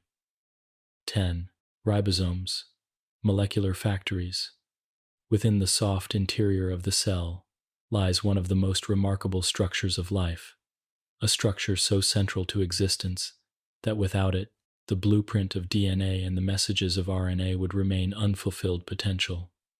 This structure is the ribosome, often described as a molecular factory. It is here that the words written in nucleotides are translated into the physical reality of proteins, the molecules that give form, function, and vitality to all living beings. The ribosome does not invent its own products. It does not choose what to make. Instead, it faithfully follows the instructions carried by messenger RNA, assembling proteins one amino acid at a time, with precision and patience. The ribosome is ancient, as old as life itself. It is found in every organism, from the simplest bacterium to the most complex animal. Despite the vast differences between species, the ribosome is nearly universal in its structure and function. This universality speaks of a common origin, a moment deep in evolutionary history, when the first ribosomes emerged and began the quiet task of building proteins. From that time onward, life has relied on them, generation after generation, cell after cell. Structurally, the ribosome is not a simple machine but a complex and dynamic assembly. It is composed of two subunits, one large and one small, which come together when protein synthesis begins. Each subunit is made not only of proteins but also of ribosomal RNA, or rRNA, which plays both structural and catalytic roles. The ribosome is thus a hybrid, part protein and part RNA, embodying the cooperation of two molecular worlds. Its size is measured in Svedberg units, which reflect its rate of sedimentation in a centrifuge. In bacteria, the ribosome is smaller, made of 30 seconds and 50 seconds subunits that join to form a 70 seconds ribosome. In eukaryotes, it is larger, composed of 40 seconds and 60 seconds subunits that combine into an 80 seconds ribosome. Despite these differences, the essential function remains unchanged. The ribosome's task is to read the sequence of codons on messenger RNA and to use that sequence as a template for building a chain of amino acids. The messenger RNA threads its way through the ribosome like a ribbon passing through a loom. At each step, the ribosome positions a codon so that it can be matched by the anticodon of a transfer RNA. The tRNA arrives carrying a specific amino acid, perfectly suited to the codon it recognizes. The ribosome then catalyzes the formation of a bond between this amino acid and the growing chain. Step by step, codon by codon, the protein grows. The process is highly ordered. The ribosome has distinct sites where tRNAs bind and move through in sequence. The A site is where a new tRNA enters, bringing the next amino acid. The P site holds the tRNA that carries the growing chain. The E site is where tRNAs exit once they have delivered their cargo. As the ribosome moves along the mRNA, tRNAs cycle through these sites, entering, contributing, and leaving in a smooth rhythm. The process is not frantic but deliberate, a steady pace that ensures accuracy and order. What makes the ribosome even more remarkable is its catalytic activity. For many years, scientists assumed that the ribosomal proteins were responsible for joining amino acids together. But research revealed something unexpected. It is the ribosomal RNA itself that performs this task. The ribosome is a ribozyme, an RNA molecule with enzymatic activity. This discovery provided strong evidence for the idea of an ancient RNA world, a time when RNA carried out both genetic and catalytic functions. Even now, in modern cells, the ribosome preserves this legacy, relying on RNA to link amino acids in the heart of protein synthesis. The efficiency of the ribosome is striking. A single ribosome can add several amino acids to a growing chain every second. Multiple ribosomes can also attach to the same messenger RNA simultaneously, forming structures known as polysomes. In this way, many copies of the same protein can be produced at once, ensuring that the cell has enough of what it needs. The scale of this production is immense. In a typical cell, thousands of ribosomes work constantly, producing millions of protein molecules over the course of a day. Despite this activity, the ribosome is not careless. It has mechanisms to ensure fidelity, checking that the correct tRNA pairs with each codon. Mistakes are rare, but when they occur, the ribosome can often detect and reject incorrect matches before they are incorporated. This proofreading ensures that proteins are built correctly, maintaining the integrity of the cell's functions. The precision of the ribosome is essential, for even a single misplaced amino acid can alter a protein's shape and disrupt its role. The ribosome is not only a machine of the present, but also a bridge across generations. Because proteins are required for every function of life, ribosomes must always be present and active in every cell. They are assembled in the nucleolus, a specialized region of the nucleus, where ribosomal RNA and proteins come together to form the subunits. These subunits are then exported to the cytoplasm, where they join to form complete ribosomes. The production of ribosomes is itself tightly regulated, as cells must balance the need for protein synthesis with the energy cost of building these complex machines. From a broader perspective, ribosomes are the factories of existence. Without them, the instructions of DNA would never be realized. They are the places where information becomes substance, where the invisible language of nucleotides is translated into the tangible structures of proteins. Every movement, every thought, every quiet heartbeat is sustained by proteins, and every protein begins in the ribosome. The significance of ribosomes can be seen in medicine as well. Many antibiotics target bacterial ribosomes, blocking their function and preventing protein synthesis. Because bacterial ribosomes differ slightly from human ribosomes, these drugs can stop infections without harming human cells. This vulnerability of the ribosome underscores both its importance and its universality. It is a machine so central to life that disrupting it halts existence itself. As you imagine the ribosome, picture it as a tiny yet tireless workshop. Messenger RNA passes through like a scroll of instructions. Transfer RNAs arrive, each carrying a specific piece of material. Inside the ribosome, these pieces are joined together with perfect timing, forming chains that fold into proteins. The process never stops. Even as you rest, millions of ribosomes in your body are working silently, producing the proteins that repair, sustain, and renew your cells. The ribosome is a reminder of life's balance between simplicity and complexity. At its heart, its task is straightforward: to read a code and assemble a chain. Yet the machinery that carries out this task is intricate, refined through billions of years of evolution. Its universality across all organisms shows how fundamental it is, while its precision and efficiency reveal the elegance of molecular biology. It is not dramatic or loud. but steady and reliable. A factory that never closes, producing the molecules that make life possible. In the quiet rhythm of the ribosome, one can hear the deeper rhythm of life itself. Codon by codon, amino acid by amino acid, proteins are assembled. From these proteins arise all the structures and functions of living beings. The ribosome, humble in size but immeasurable in significance, is the place where instructions become reality, where blueprints are transformed into action, and where life renews itself with every passing moment. 11. The genetic code. Beneath the flow of transcription and translation lies a principle as simple as it is profound. The genetic code. This code is the bridge that connects the world of nucleotides, written in the four-letter alphabet of RNA, to the world of proteins, built from 20 distinct amino acids. It is the dictionary that translates language into action, turning linear sequences of bases into folded, functional molecules.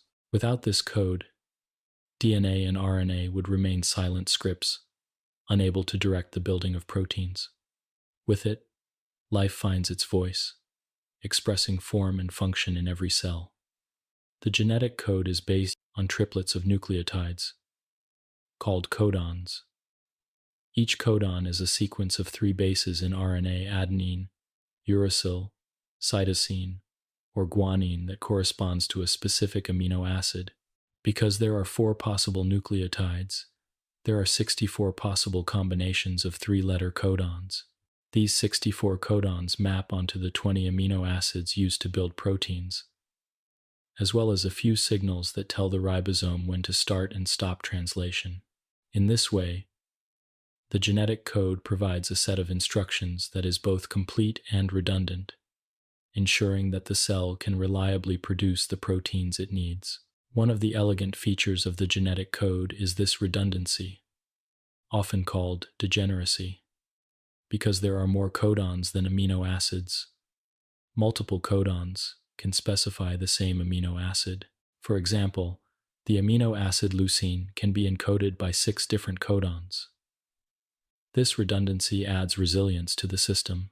If a mutation changes one nucleotide in a codon, the altered codon may still specify the same amino acid, leaving the protein unchanged. This buffering capacity protects organisms from the full impact of random mutations, allowing genetic variation to accumulate without always disrupting function. There are also special codons that act as punctuation marks in the genetic script. The start codon, AUG, not only codes for the amino acid methionine but also signals the ribosome where to begin translation. In every protein, the journey starts at a methionine codon, though methionine may later be removed or modified as the protein matures. Similarly, there are 3 stop codons, UAA, UAG, and UGA, that do not code for any amino acid. Instead, they tell the ribosome to halt translation, releasing the finished protein chain. These signals mark the boundaries of the protein coding sequence, ensuring that translation begins and ends in the correct places. The universality of the genetic code is one of the most remarkable discoveries in biology. Nearly every organism on Earth uses the same codons to specify the same amino acids. A codon for tryptophan in a bacterium means the same thing in a human, in a tree, or in a whale. This near-universal language is strong evidence for a shared ancestry of all life, a reminder that despite the vast differences among species, they are united at the most fundamental level by the same molecular dictionary. There are a few exceptions. Certain mitochondria and some microorganisms use slightly altered codes, but these are rare, and the overwhelming majority of life follows the same rules. The simplicity of the genetic code belies its power. With only 4 letters arranged in triplets, the cell can describe proteins of immense complexity. Proteins may consist of hundreds or even thousands of amino acids, and each one must be specified in the correct order. The genetic code provides a system that is straightforward enough to be read by ribosomes at high speed, yet versatile enough to generate the diversity of proteins needed for every function of life.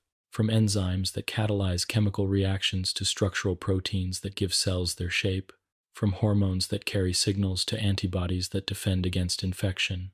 All of these are made possible by the careful reading of codons. The discovery of the genetic code was a milestone in molecular biology. In the mid-20th century, scientists already understood that DNA carried genetic information, but the exact mechanism by which sequences of nucleotides determined proteins was a mystery. Through painstaking experiments, researchers deciphered the code, identifying which codons corresponded to which amino acids. This achievement not only illuminated the central dogma but also opened the door to modern biotechnology. Once the code was understood, it became possible to read and manipulate genetic sequences directly, to engineer new proteins, and to understand the molecular basis of inherited traits. The code also illustrates the elegance of evolution.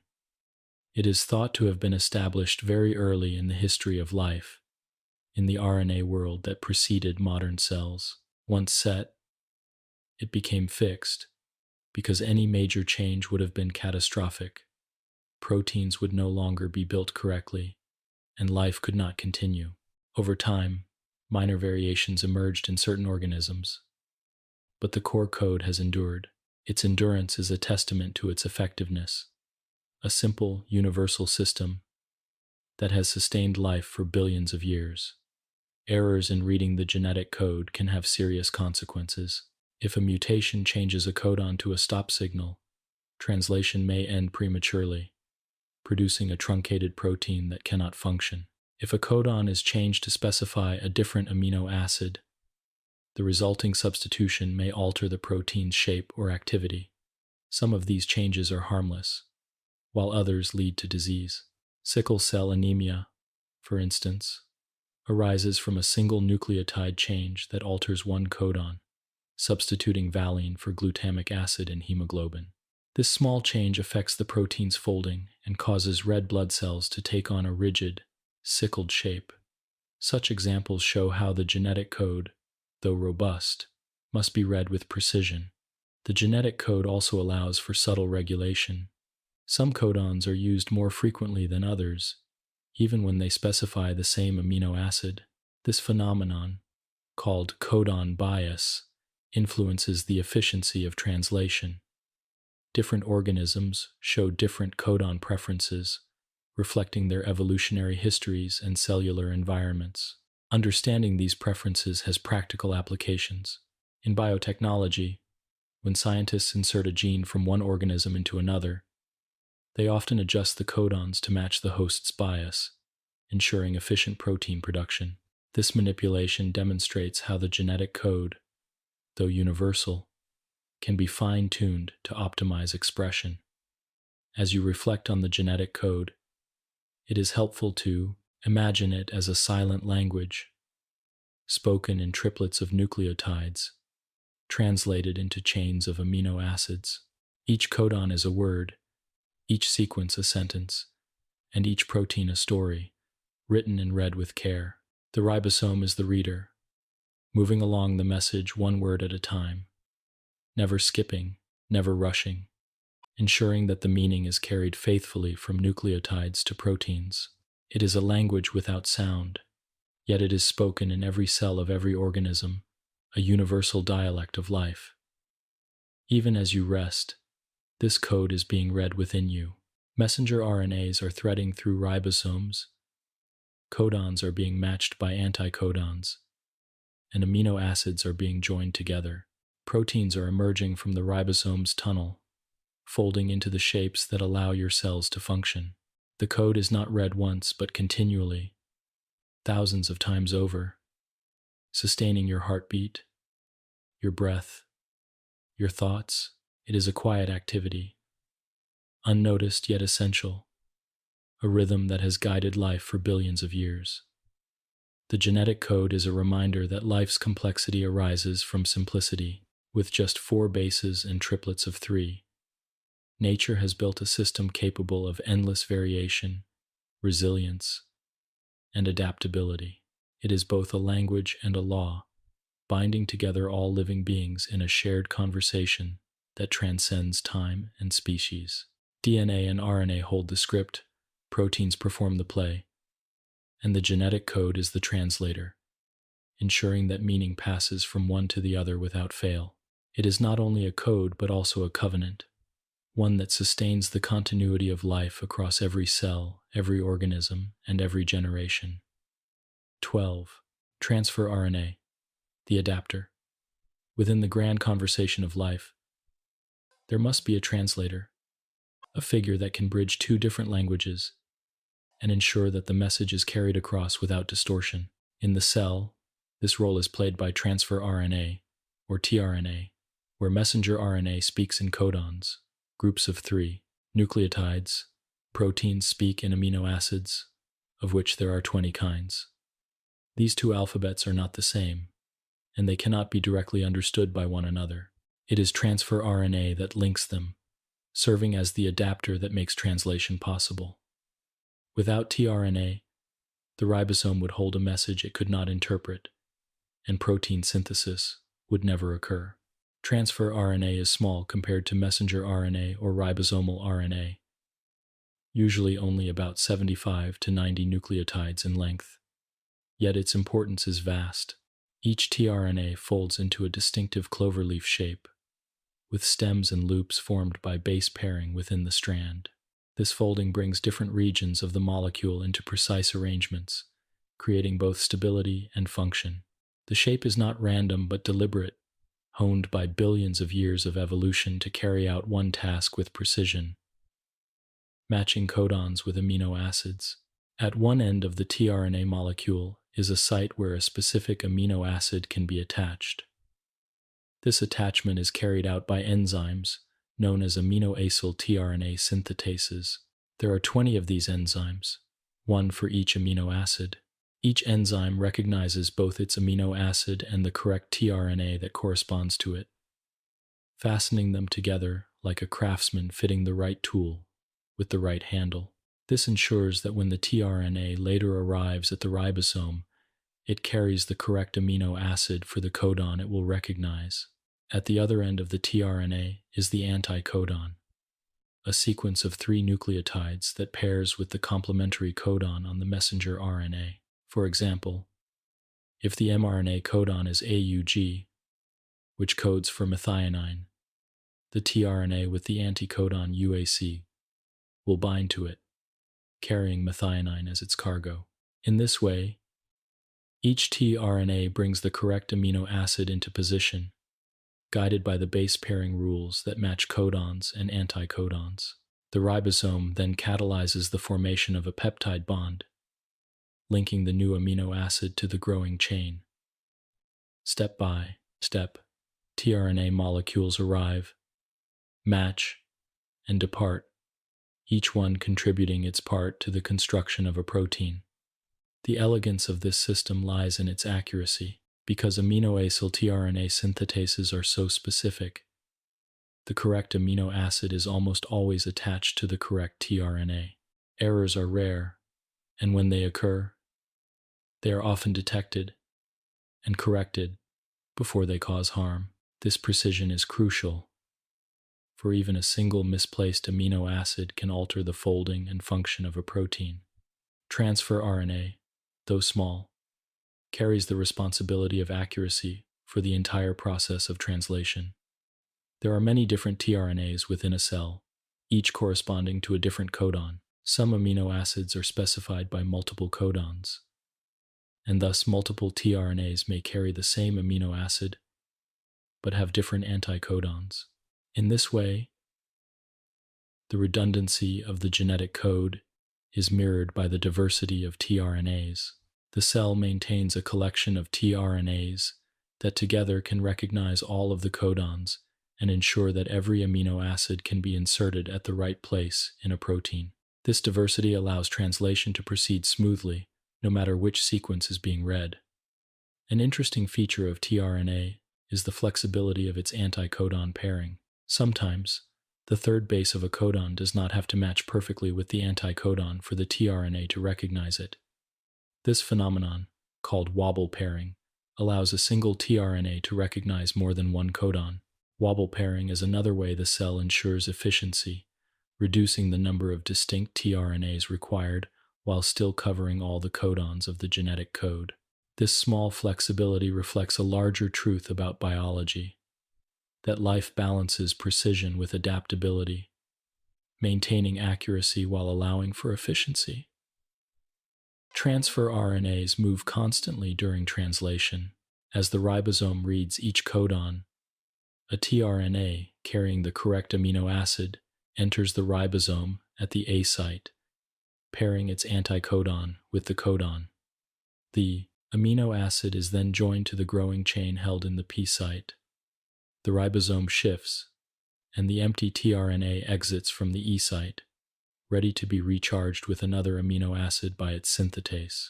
This cycle repeats over and over, with tRNAs entering, contributing, and leaving, like workers in a perfectly timed assembly line.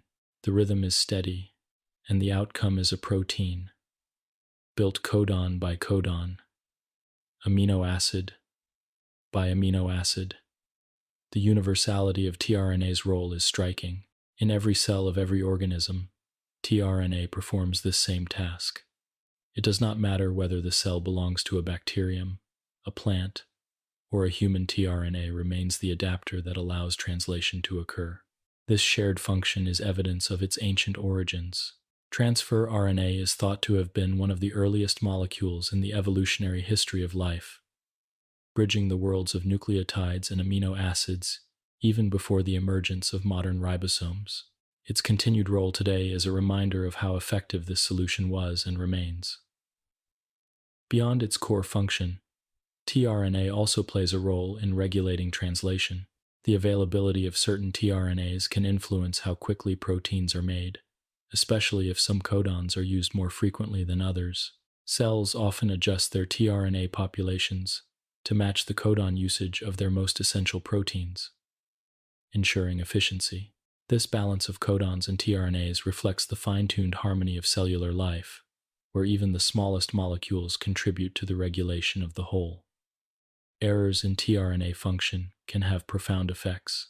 If a tRNA carries the wrong amino acid, or if an anticodon does not pair correctly, the resulting protein may be faulty. Such errors are rare, but can lead to diseases when they occur consistently.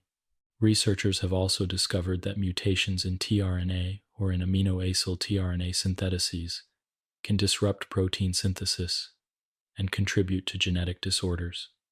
These examples underscore the importance of tRNA's role and the delicate balance it must maintain. As you imagine transfer RNA at work, think of it as a careful courier, arriving with the exact package required, guided by the address written in codons. Each tRNA is small, yet together they form a vast and tireless fleet, ensuring that every protein is built correctly. They move silently, unseen, yet their work sustains every process of life. Even now, as your body rests, countless tRNAs are moving in and out of ribosomes, bringing amino acids, matching anticodons to codons, and linking one piece to the next. Transfer RNA is a reminder that even the smallest parts of life can have the most important roles. It does not carry the full message like messenger RNA, nor does it form the factory like ribosomal RNA. Instead, it connects one to the other, making translation possible. It is the adapter, the translator, the quiet mediator between two worlds. In its steady work, the instructions of DNA find their way into the fabric of proteins, and life continues without interruption. 13. Linking amino acids. When the messenger RNA has been positioned within the ribosome, and when transfer RNAs have begun to arrive with their carefully chosen cargo, the process of building a protein truly begins. It is here that the language of nucleotides is transformed into the language of amino acids, and where those amino acids are linked together in a chain that will one day fold into a working protein. This linking is not hurried or chaotic. It is methodical, precise, and as steady as a craftsman's hand weaving beads onto a string. Step by step, Codon by codon, the chain grows longer, each new amino acid joined by a bond that is both strong and flexible, capable of withstanding the movements of life, yet pliant enough to allow folding into complex forms. At the heart of this process is the peptide bond, the chemical link that joins one amino acid to another. Each amino acid has two ends, an amino group and a carboxyl group. When one amino acid is added to the chain, the ribosome catalyzes a reaction between these groups, releasing a molecule of water and forming a covalent bond. The chain extends, one link at a time, each new bond adding strength and continuity. Though the reaction itself is small, its repetition creates something immense, a polypeptide, sometimes hundreds or even thousands of amino acids long. The ribosome ensures that this process unfolds with accuracy. Within its structure, there are sites carefully arranged to hold the messenger RNA and the transfer RNAs in place. The A site is where the next tRNA arrives, carrying its amino acid. The P site holds the growing chain. The ribosome positions the two amino acids side by side and catalyzes the formation of the bond. The chain transfers from the P site to the A site, now attached to the new amino acid. The ribosome then shifts, moving the messenger RNA along by one codon, so that the process can repeat. The empty tRNA exits through the E site, ready to be recharged with another amino acid. This cycle, repeated thousands of times, builds the chain with calm precision. The linking of amino acids is a rhythmic act, like the quiet ticking of a clock. With each cycle, the ribosome adds a new unit, the chain elongates, and the protein takes shape. Multiple ribosomes can attach to the same messenger RNA, forming a structure known as a polysome. In this arrangement, many proteins are synthesized at once from the same message, increasing efficiency and ensuring that the cell has enough of what it needs. The site of a polysome is like a group of workers along a single thread, each one contributing to the growing fabric. What is remarkable is not only the precision of the process but also its speed. Ribosomes can add amino acids at a rate of several per second, and yet the accuracy remains high. The fidelity of translation is safeguarded by the careful matching of codons and anticodons, and by the proofreading activity of aminoacyl tRNA synthetases, which ensure that each tRNA carries the correct amino acid. This combination of speed and accuracy is a hallmark of life's efficiency. Proteins are produced quickly enough to sustain the needs of the cell, but carefully enough to avoid errors that might disrupt function. Still, mistakes can occur. A misread codon or a mischarged tRNA may insert the wrong amino acid. Sometimes the error has little effect. The protein may still function as intended. At other times, the error alters the folding or activity of the protein, leading to malfunction. Cells have mechanisms to deal with these problems, such as quality control systems that recognize misfolded proteins and either attempt to refold them or target them for destruction. These safeguards reflect the importance of accuracy in linking amino acids. A single mistake in a long chain can ripple outward, affecting the whole. The length of the chain is determined by the messenger RNA itself. As the ribosome moves along, it reads each codon in turn, linking amino acids accordingly. When it reaches a stop codon UAA, UAG, or UGA, the process halts. No tRNA corresponds to these codons. Instead, release factors bind to the ribosome, prompting it to release the completed chain. The ribosome then dissociates. The messenger RNA may be used again, and the newly synthesized protein chain begins the next stage of its journey, folding into its three-dimensional form. The act of linking amino acids is not only a chemical process but also a narrative one. Each protein tells a story written in the sequence of its amino acids. That sequence determines how the chain will fold, how it will interact with other molecules, and what function it will perform. Enzymes, hormones, antibodies, structural filaments all begin as simple chains of amino acids, patiently assembled in the ribosome. The linking is the beginning of their story, the first chapter that sets the course for all that follows. The universality of this process is another reminder of life's shared heritage. In every cell of every organism, from bacteria to humans, proteins are built by linking amino acids in the ribosome. The codons may differ in sequence, the proteins in purpose, but the underlying process is the same. It is a constant rhythm of life, conserved through billions of years, uniting all living beings in a common act of creation. The scale of this activity is staggering.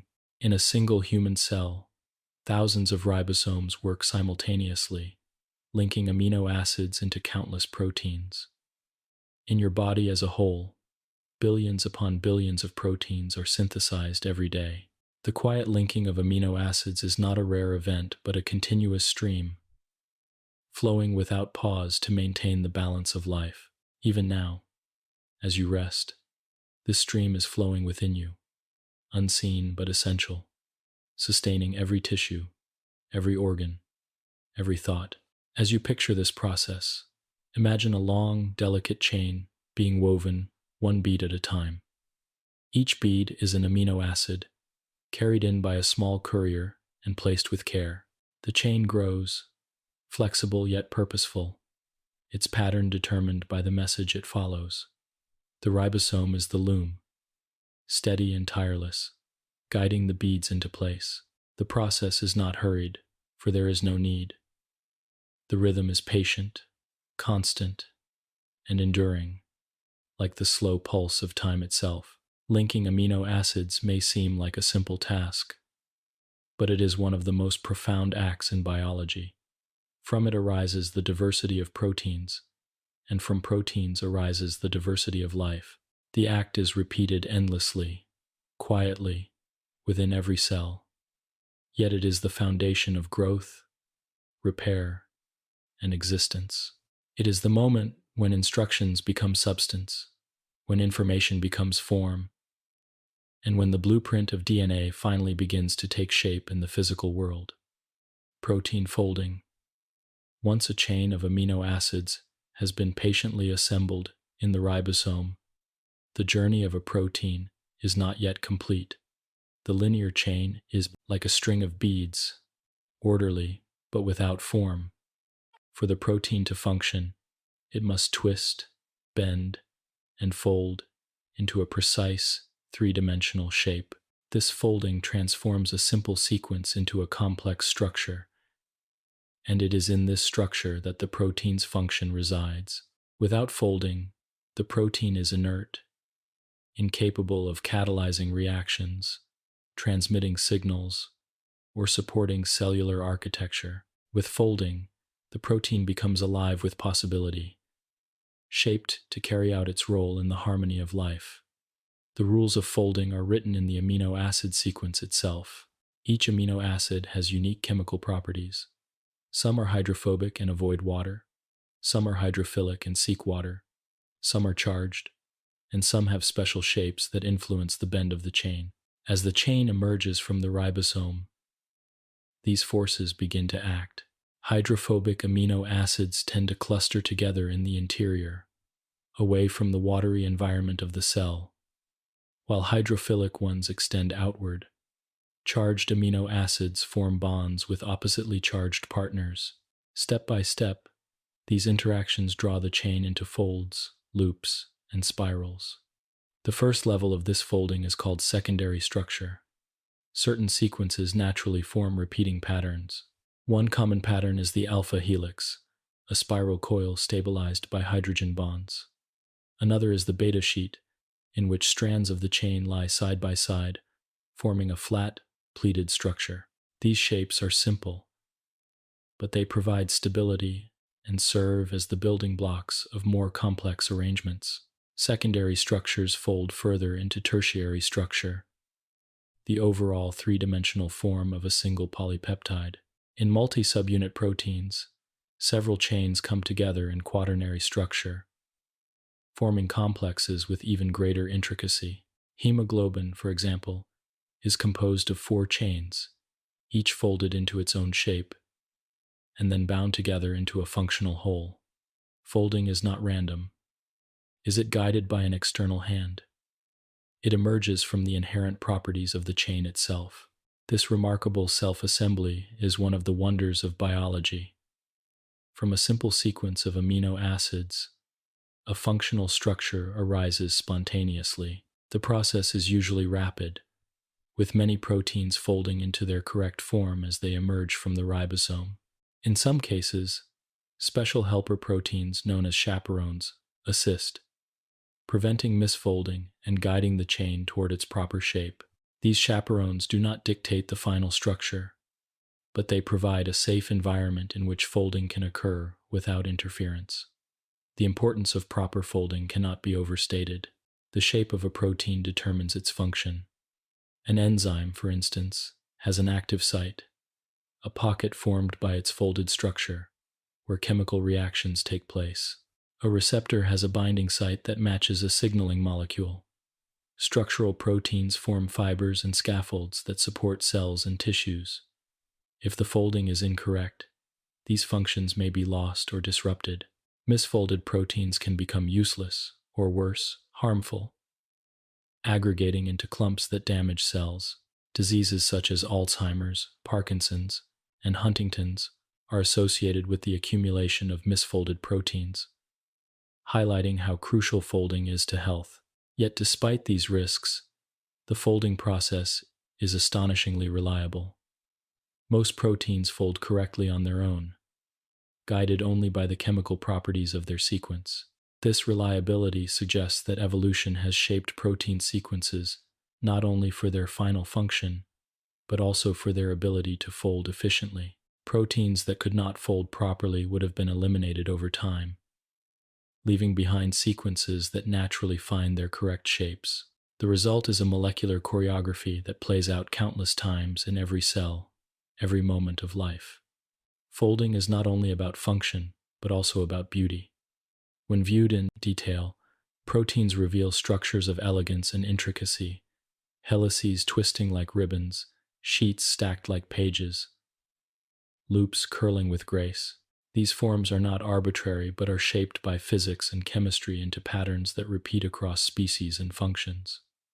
The alpha helix found in a human protein is the same as that in a bacterial one. The beta sheet in a plant enzyme is the same as that in an animal enzyme. The universality of these forms reflects the shared rules that govern folding, rules that life has followed since its earliest days. Protein folding also allows for versatility.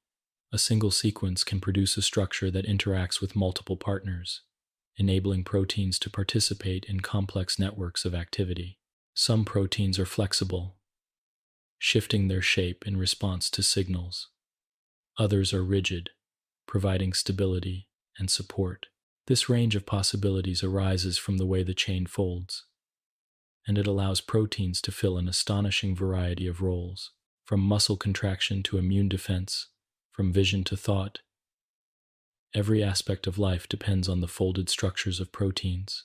To imagine folding, one might picture a ribbon dropped onto a surface, twisting and curling until it settles into a stable shape. Or one might think of origami, where a simple sheet of paper is folded along predetermined lines to create a figure of complexity and elegance. Protein folding is like this, but on a molecular scale, guided not by hands but by forces of chemistry. Each fold brings the protein closer to its final form, until at last it reaches the shape that allows it to function. The study of protein folding has fascinated scientists for decades. Despite the progress in understanding its principles, predicting how a sequence will fold remains a profound challenge. In recent years, advances in computational methods have begun to unlock this puzzle, allowing researchers to predict structures with increasing accuracy. These efforts reveal the depth of the connection between sequence and structure, and they hold promise for designing new proteins with specific functions. Yet even as science advances, the natural process of folding continues quietly in every cell, unchanged, and reliable. As you reflect on protein folding, imagine the countless chains in your body twisting into shape at this very moment. Each one is becoming an enzyme, a receptor, a structural support, or a signaling molecule. They fold silently, fanfare, yet their work sustains your life. The proteins in your muscles, your skin, your brain, and your blood were all once linear chains, patiently linked amino acid by amino acid, and then folded into the forms that give them purpose. Protein folding is the bridge between information and action, between sequence and function. It is the moment when the abstract code of DNA and RNA becomes the tangible machinery of life. Without folding, proteins would remain inert chains. With folding, they become the catalysts, the builders, and the messengers of existence. This quiet act, repeated endlessly, is one of the most essential and beautiful processes in biology, shaping life from the inside out. 15. Proteins at work. Once proteins have folded into their intricate three-dimensional shapes, they do not remain idle. Their journey through transcription, translation, and folding culminates in activity, and it is here that their true purpose is revealed. Proteins are the tireless workers of the cell, each one designed to carry out a specific task. They build, they catalyze, they transport, they signal, they protect. Every living function, from the smallest chemical reaction to the coordination of entire organs, is supported by proteins at work. Without them, life would be still and silent, unable to move, adapt, or endure. One of the most fundamental roles of proteins is as enzymes, the catalysts that make chemical reactions possible at the speed required for life. A chemical reaction that might take years or centuries to occur on its own can be completed in seconds with the help of an enzyme. Each enzyme has an active site, a pocket or groove formed by its folded shape, where specific molecules called substrates fit precisely. Once bound, the enzyme lowers the energy needed for the reaction to occur, allowing bonds to break and new ones to form. Afterward, the enzyme releases the products and is ready to act again. This process repeats countless times, turning raw materials into energy, building blocks, or signaling molecules. Enzymes are the quiet engines that keep metabolism running smoothly, converting sugars, fats, and proteins into usable energy and materials. Proteins also provide structural support, giving cells and tissues their shape and stability. In the cytoskeleton, proteins form filaments and microtubules that act like scaffolding, maintaining the cell's form and allowing it to move or divide. In connective tissues, proteins such as collagen and elastin give strength and flexibility to skin, tendons, and ligaments. In muscles, proteins like actin and myosin interact in a coordinated dance, sliding past one another to create contraction. These structural roles may seem passive, but they are vital. Without them, cells would collapse, tissues would lose their integrity, and organisms could not stand, move, or grow. Transport is another essential task carried out by proteins. Within the cell, proteins embedded in membranes act as channels and pumps, allowing ions and molecules to move in and out. These transport proteins regulate the internal environment, keeping conditions balanced for life. Hemoglobin, a transport protein in red blood cells, carries oxygen from the lungs to tissues and returns carbon dioxide to be exhaled. Without hemoglobin, oxygen would dissolve only poorly in blood, and the body's needs could never be met. Other transport proteins move nutrients, hormones, and waste products, ensuring that every part of the body receives what it requires and discards what it does not. Proteins are also communicators, transmitting signals within and between cells. Receptor proteins embedded in cell membranes detect hormones, neurotransmitters, and environmental cues, passing messages inward to trigger responses. Some proteins act as the messengers themselves, like insulin, which circulates in the blood to regulate glucose levels. Inside the cell, signaling proteins relay information through pathways, turning signals into action. This communication is what allows cells to coordinate with one another, forming tissues and organs that function as a whole. Without it, each cell would act in isolation, and the harmony of the organism would be lost. Defense is yet another role that proteins fulfill. Antibodies, produced by the immune system, recognize and bind to foreign invaders, such as viruses and bacteria, marking them for destruction. Complement proteins assist by attacking invaders directly or enhancing the immune response. Other proteins form barriers, like keratin in the skin, which provides a tough shield against physical damage and pathogens. Through these functions, proteins guard the organism, identifying what belongs and what does not, protecting the body against harm. Even the processes of thought and memory depend on proteins. In neurons, proteins form ion channels and receptors that allow electrical signals to travel from one cell to another. Synaptic proteins help release neurotransmitters, the chemicals that carry messages across tiny gaps between neurons. Other proteins strengthen or weaken these connections over time, forming the basis of learning and memory. Every thought, every sensation, every memory is supported by proteins working in concert. Their activity invisible, yet essential to consciousness itself. The diversity of protein function arises from their shapes. Because each protein folds into a unique three-dimensional structure, each can interact with specific molecules in a precise way. An enzyme may recognize only one substrate, a receptor only one signal, an antibody only one target. This specificity ensures order within the complexity of life. At the same time, the sheer number of proteins and their variations allows for a richness of functions, covering every aspect of biology, from the smallest bacteria to the largest mammals. Proteins carry out roles that sustain existence. The efficiency of proteins at work is astonishing. Enzymes can catalyze reactions millions of times faster than they would occur on their own.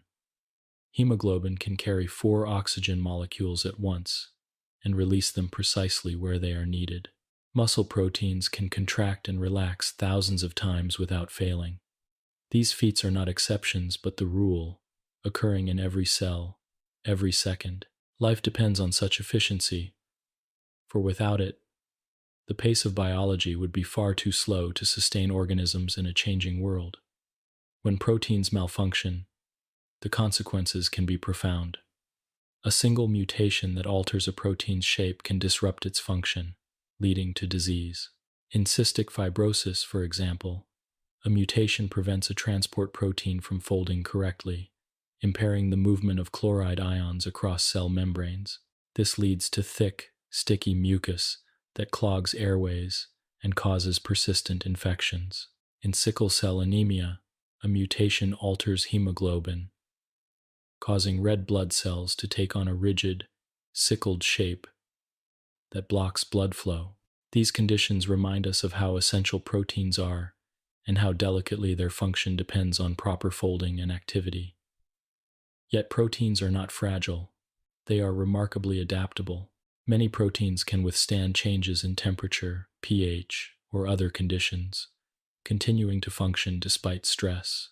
Chaperone proteins help refold those that become misaligned, and cells can often compensate for small defects by producing additional proteins or activating alternative pathways. This resilience is one reason why life endures in such a wide range of environments, from deep-sea vents to arid deserts. Proteins, with their diversity and adaptability, make this endurance possible. As you imagine proteins at work, picture them as countless tiny figures moving within the cell. Some are builders, assembling structures. Some are messengers, carrying signals from one place to another. Some are guardians, standing watch against threats. Others are engines, powering reactions and movement. Together, they form a bustling community, each one performing its role with precision. The activity is constant yet coordinated, a silent symphony that sustains the balance of life. Even now, as you rest, proteins in your body are at work. Enzymes are breaking down nutrients to release energy. Transporters are carrying oxygen to your tissues. Antibodies are standing ready to defend against invaders. Structural proteins are maintaining the shape of your cells. Signaling proteins are transmitting messages between neurons. This activity does not stop, not even for a moment, for without it, life would falter. The work of proteins is as constant as your breath, as steady as your heartbeat, as quiet as your thoughts drifting toward sleep. Proteins at work are the essence of life in motion. They embody the transition from instruction to action, from blueprint to reality. They are the builders, the messengers, the defenders, and the engines of biology. Each one is shaped by the code of DNA, expressed through RNA, and folded into form. Yet once complete, each one carries out its role independently, tirelessly, and with quiet purpose. It is in their work that the story of life is told, a story written in molecules but expressed in every movement, every sensation, and every moment of existence. 16. Proofreading and error correction. Within the quiet choreography of transcription and translation, where nucleotides are read and amino acids are joined, one might imagine that the process is always flawless. The instructions are clear, the machinery is precise, and the outcome seems certain. Yet the reality of biology is that errors can occur. Nucleotides may be misread, bases may be misplaced, or amino acids may be added incorrectly. Left unchecked, such mistakes could disrupt the structure of proteins and compromise the function of cells. To guard against this, life has evolved systems of proofreading and error correction mechanisms that monitor, detect, and repair mistakes before they cause harm. These systems act like vigilant editors, ensuring that the flow of information remains faithful from DNA to RNA to protein. One of the earliest points where errors can arise is during DNA replication, when the double helix is copied before a cell divides. DNA polymerase, the enzyme responsible for building new strands, is not only a writer but also a proofreader. As it adds each nucleotide, it checks whether the new base pairs correctly with its partner on the template strand. If a mismatch is detected, the polymerase pauses, removes the incorrect nucleotide, and replaces it with the correct one. This proofreading activity dramatically reduces the error rate from one mistake in every 10,000 bases to about one in every billion. Without this fidelity, the genome would quickly accumulate harmful mutations, and life as we know it could not persist. Errors can also occur during transcription, when RNA polymerase copies DNA into RNA. Unlike DNA polymerase, RNA polymerase does not have as robust a proofreading mechanism. Mistakes in transcription are more frequent, but their impact is usually less severe because RNA molecules are temporary and are degraded after a short time. Still, cells have developed ways to minimize transcription errors. Some involve the selective degradation of faulty RNA molecules before they are used, while others rely on redundancy, producing multiple copies of RNA so that errors in one do not affect the overall outcome. In this way, even the less precise process of transcription remains reliable enough to sustain life. Translation, the process of building proteins, is another point where accuracy is essential. Here, the ribosome plays a role in proofreading, ensuring that the correct tRNA matches each codon on the messenger RNA. If the anticodon of a tRNA does not pair properly, the ribosome often rejects it, preventing the wrong amino acid from being added. Aminoacyl tRNA synthetases, the enzymes that attach amino acids to tRNAs, also contribute to accuracy. Each synthetase recognizes not only its amino acid but also the tRNA it belongs to, checking both before linking them.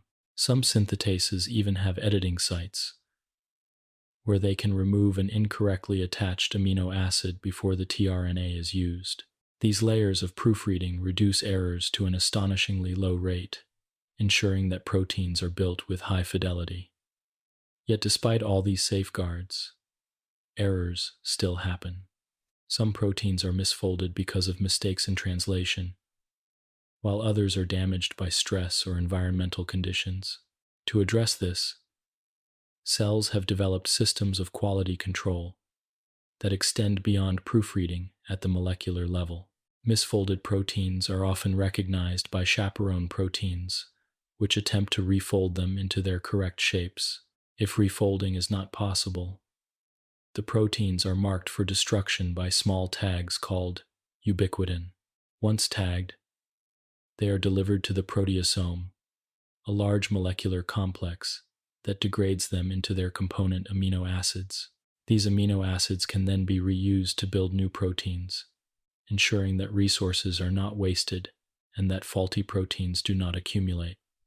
The importance of error correction is clear when these systems fail. In some diseases, misfolded proteins escape detection and accumulate in cells, forming toxic aggregates. Alzheimer's disease, for example, is associated with the buildup of misfolded amyloid proteins in the brain.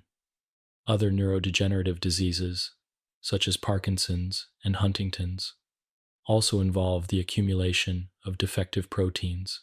These conditions highlight how delicate the balance is and how essential proofreading and error correction are for maintaining cellular health. Beyond proteins, RNA molecules themselves are subject to surveillance. Messenger RNAs with premature stop codons, which could lead to truncated and harmful proteins, are often degraded by a process called nonsense-mediated decay. Other RNA surveillance pathways target faulty or incomplete transcripts, ensuring that only accurate messages are translated. These systems act as filters, preventing errors in transcription from becoming errors in translation. Even at the level of DNA, multiple layers of error correction exist. Mismatches that escape DNA polymerase proofreading are often repaired by mismatch repair systems, which scan the DNA for distortions in the helix. Other systems repair damage caused by environmental factors, such as ultraviolet light, which can create bonds between adjacent bases. These repair mechanisms cut out damaged sections and replace them with correct sequences. Together, they preserve the integrity of the genome across generations, ensuring that the blueprint of life remains stable despite constant challenges. The efficiency of these proofreading and repair systems is remarkable, but they are not perfect. Errors that escape correction can become permanent mutations.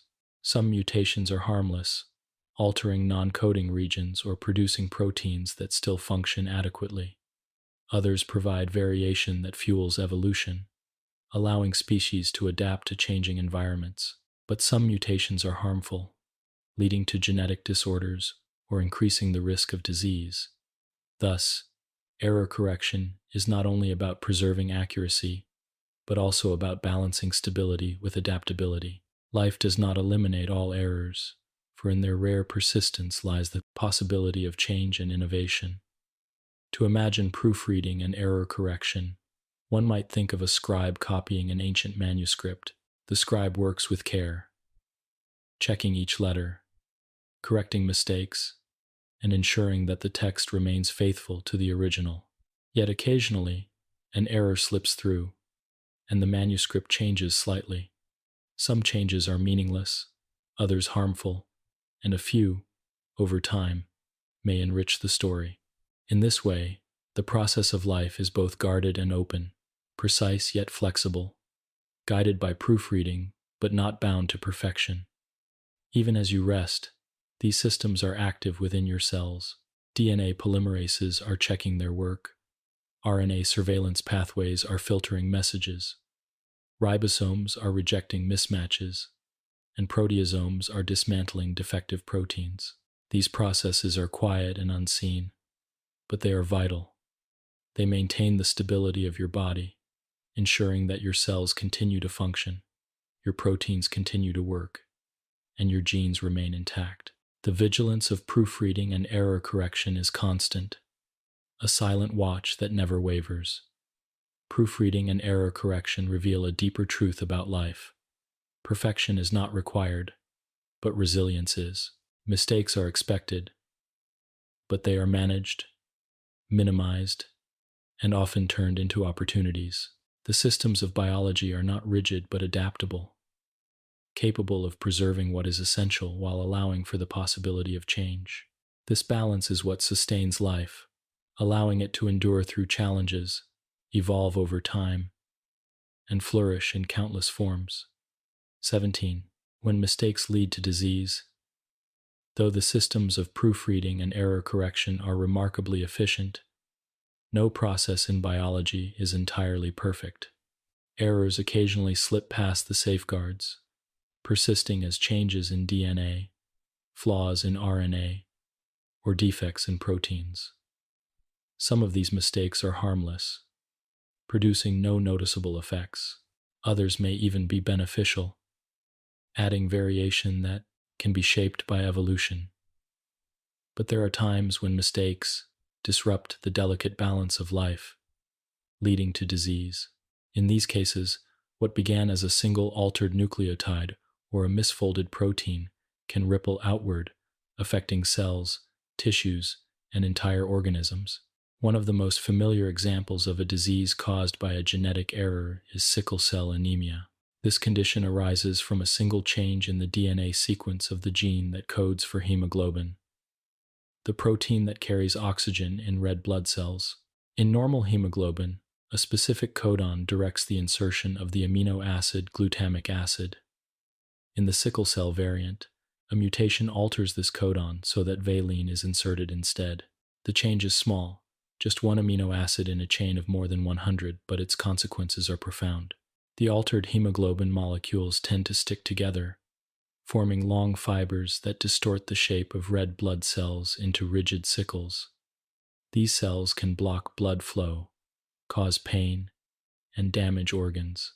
Here, a single mistake in the genetic code leads to widespread effects throughout the body. Cystic fibrosis is another example of how errors in proteins can lead to disease. This condition is caused by mutations in a gene that codes for a transport protein in cell membranes, known as the CFTR protein. In many cases, the mutation prevents the protein from folding correctly. Misfolded CFTR proteins are often destroyed by the cell before they can reach the membrane. Without functional CFTR channels, chloride ions cannot move properly, and water balance in tissues is disrupted.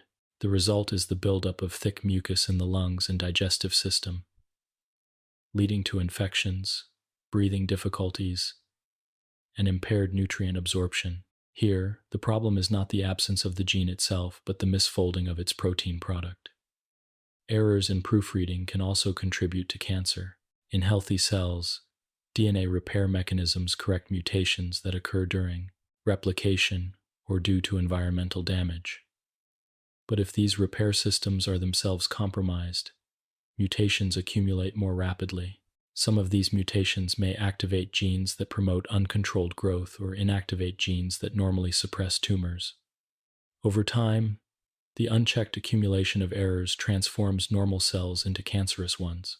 Cancer, in this sense, is not caused by a single mistake, but by a failure of the systems that prevent mistakes from multiplying. Neurodegenerative diseases provide another window into the consequences of errors. In Alzheimer's disease, proteins such as amyloid beta misfold and clump together, forming plaques that interfere with communication between neurons. In Parkinson's disease, misfolded alpha-synuclein proteins accumulate in cells, leading to the death of neurons that produce dopamine. In Huntington's disease, an abnormal expansion of a DNA sequence leads to the production of a protein with repeated stretches of the amino acid glutamine, which misfolds and becomes toxic to neurons. These conditions illustrate how the misfolding of proteins, when not corrected or removed, can disrupt cellular function and cause widespread damage. Sometimes, the source of disease lies in RNA rather than DNA or proteins. Fragile X syndrome, a leading cause of inherited intellectual disability, is associated with changes in RNA processing. A repeated sequence in the DNA leads to excessive methylation and silencing of a gene, preventing the production of an important protein. Other conditions arise from errors in splicing, when introns are not properly removed or exons not correctly joined, resulting in incomplete or non-functional proteins. These examples show that every stage of gene expression, DNA, RNA, and protein, is vulnerable to mistakes, and that errors at any stage can lead to disease. The impact of such errors often depends on their context. Some mutations occur in non-coding regions of DNA and have no effect. Others occur in genes but result in only minor changes to proteins, which may still function adequately. Still others produce changes that are catastrophic, eliminating essential functions or creating toxic effects. The same mutation can have different consequences in different individuals, depending on other genes, environmental factors, and lifestyle. This variability reflects the complexity of biology, where the outcome of a single mistake is shaped by many interacting factors. Yet even in the face of these risks, it is important to remember that errors are not always negative. They are also the raw material of evolution. Mutations introduce diversity, and while many are neutral or harmful, a few provide advantages that allow organisms to adapt and thrive.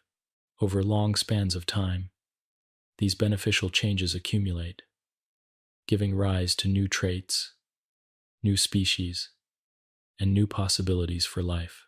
In this way, the same process that can lead to disease is also the source of life's creativity. Mistakes, though sometimes costly, are also essential for progress. For those who study medicine and molecular biology, understanding how mistakes lead to disease provides pathways for treatment. In sickle cell anemia, therapies aim to correct or bypass the defective gene. In cystic fibrosis, drugs have been developed that help misfolded CFTR proteins fold correctly and reach the cell surface. In cancers, treatments often target the specific mutations that drive tumor growth or aim to restore the function of DNA repair pathways. Even in neurodegenerative diseases, researchers are exploring ways to prevent misfolded proteins from aggregating or to enhance the systems that clear them away. These efforts reflect the possibility of using knowledge of errors to create strategies for healing. To imagine how mistakes lead to disease, one might picture a finely tuned symphony where each musician plays a precise role. If one note is wrong, the harmony may falter. If many errors go uncorrected, the music becomes dissonant and the performance collapses. In the same way, the cell is a concert of molecules, each one playing its part in the rhythm of life. A mistake in one instrument can disrupt the harmony, and if not corrected, the whole system may suffer. Yet just as music can recover, so too can biology, with systems of correction and therapies designed to restore balance. Even as you rest, these processes are unfolding within you. Most errors are caught and corrected before they can cause harm. A few slip through, but the body often compensates.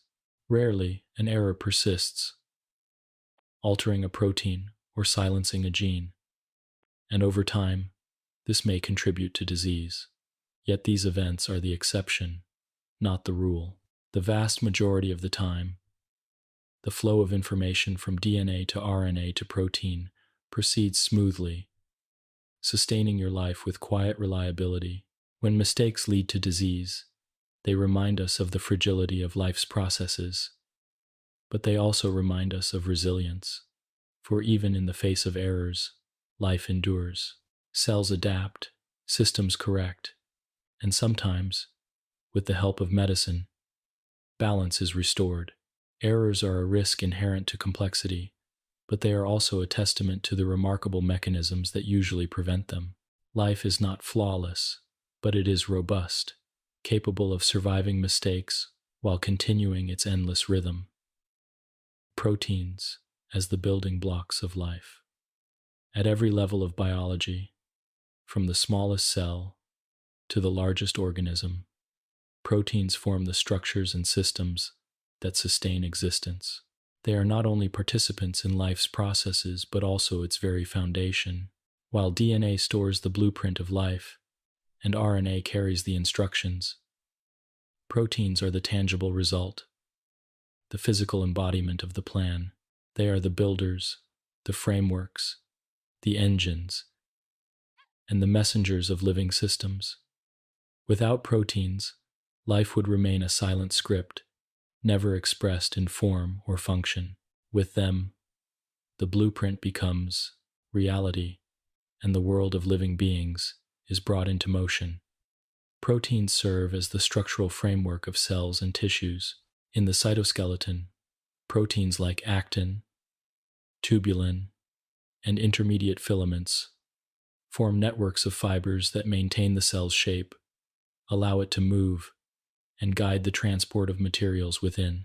On a larger scale, proteins such as collagen and elastin give strength and flexibility to connective tissues. Collagen forms the scaffolding of bones, skin, and tendons, while elastin provides resilience, allowing tissues to stretch and return to shape. Keratin, another structural protein, gives hardness to hair, nails, and the outer layer of skin.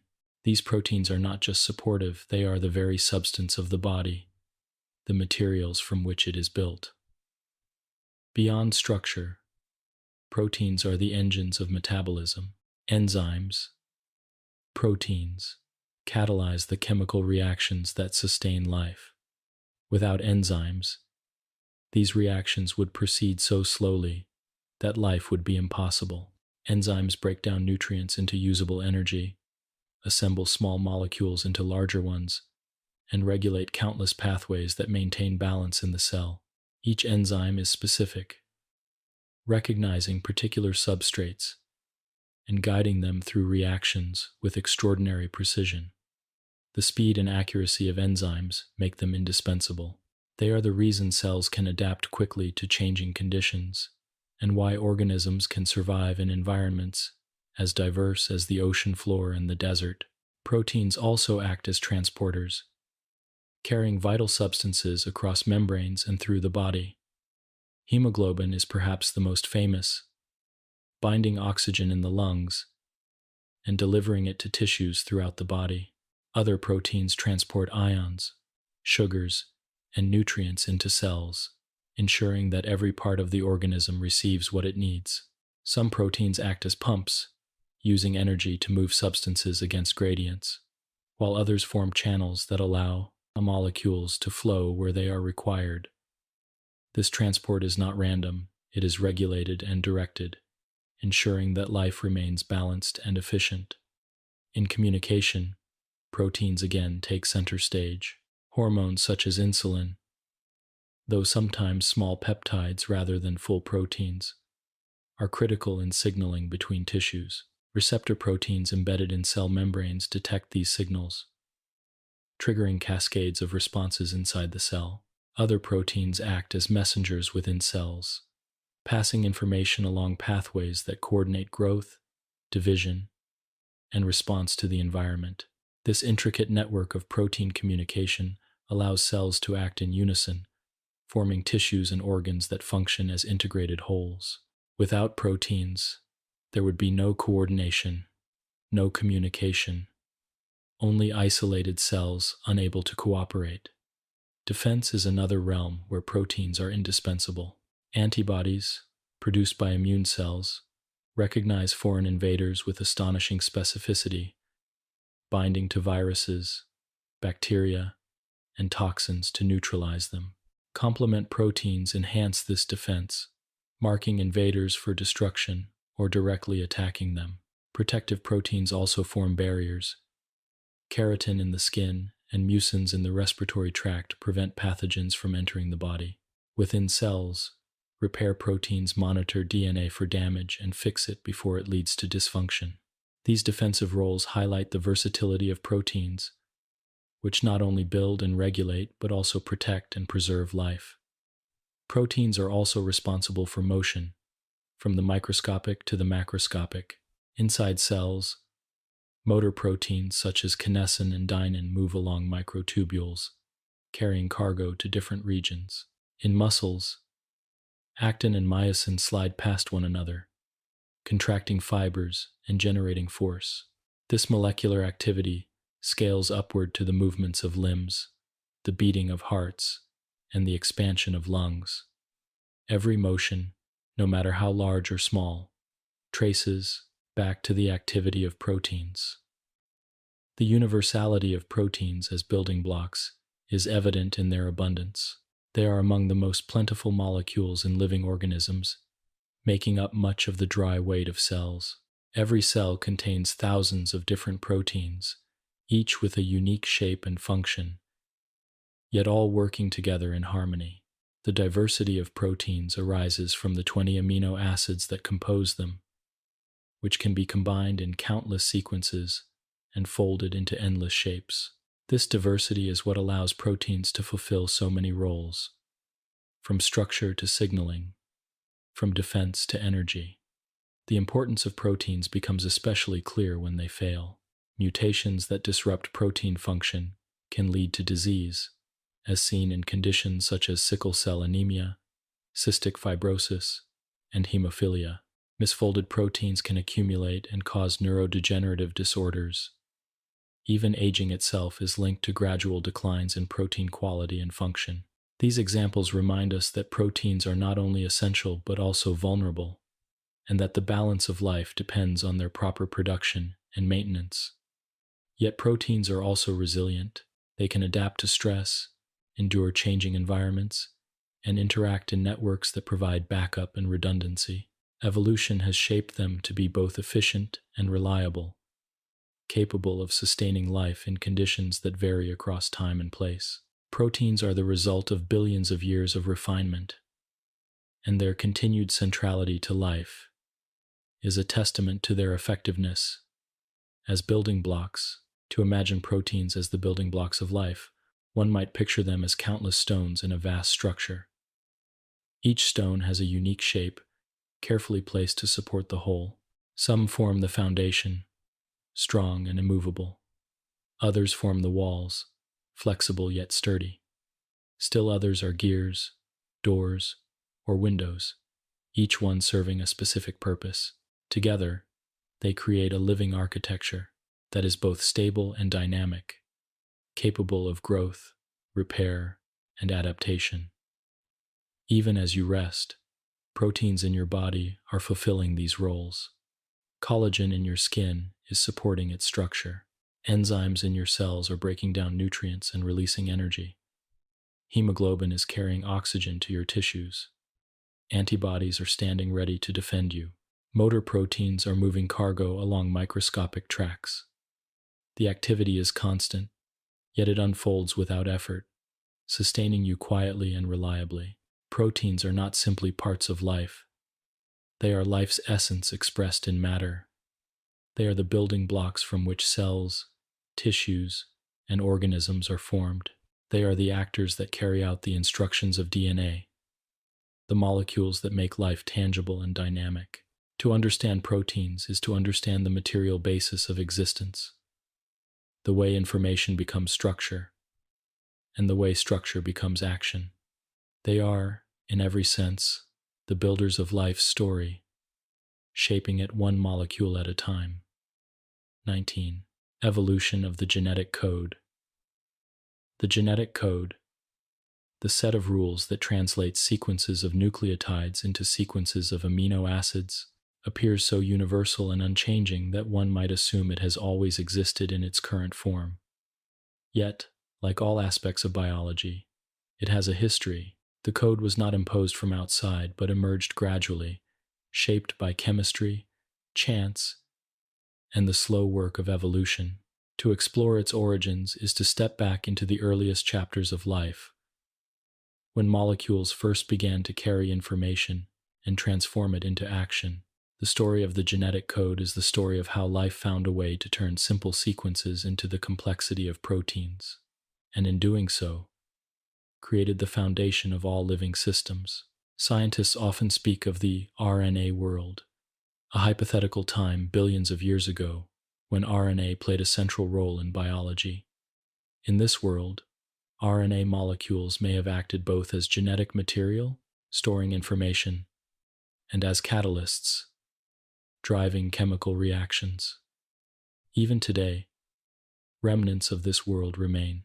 Ribosomes, RNA molecules with enzymatic activity, still exist, and the catalytic core of the ribosome, where peptide bonds are formed, is made of RNA rather than protein.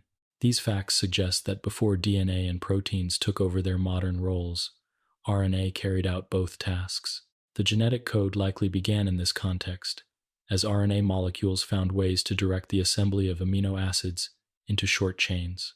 The earliest versions of the code may have been simple, with only a few amino acids and loose rules of pairing. Over time, the code expanded, incorporating more amino acids and refining the rules until it reached the nearly universal system we see today. This expansion was not random, but shaped by selective pressures. Certain amino acids may have been more readily available in the primordial environment, or more stable, and so they were incorporated earlier. Others were added later as life developed the biochemical pathways to produce them. The triplet codon system, with 64 possible combinations, provided the flexibility to accommodate this growing vocabulary. One of the most striking features of the genetic code is its redundancy. Multiple codons specify the same amino acid, a design that provides resilience against mutations. This redundancy may itself be an evolutionary product, favored because it minimizes the impact of errors. For example, codons that differ only in their third base often specify the same amino acid. This wobble position means that a single mutation in that spot may not change the protein at all. Such buffering against error would have provided a survival advantage, allowing organisms to tolerate mutations while maintaining functional proteins.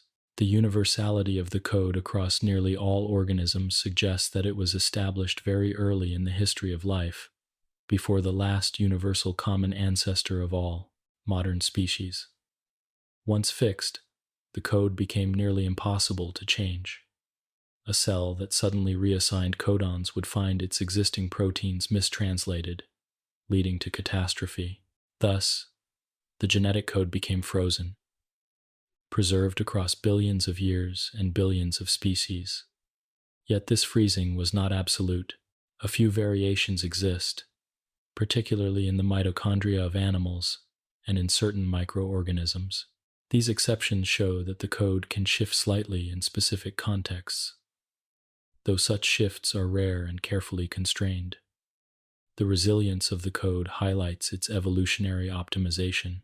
Studies suggest that the genetic code is not only functional but also efficient at minimizing the harmful effects of mutations and translation errors.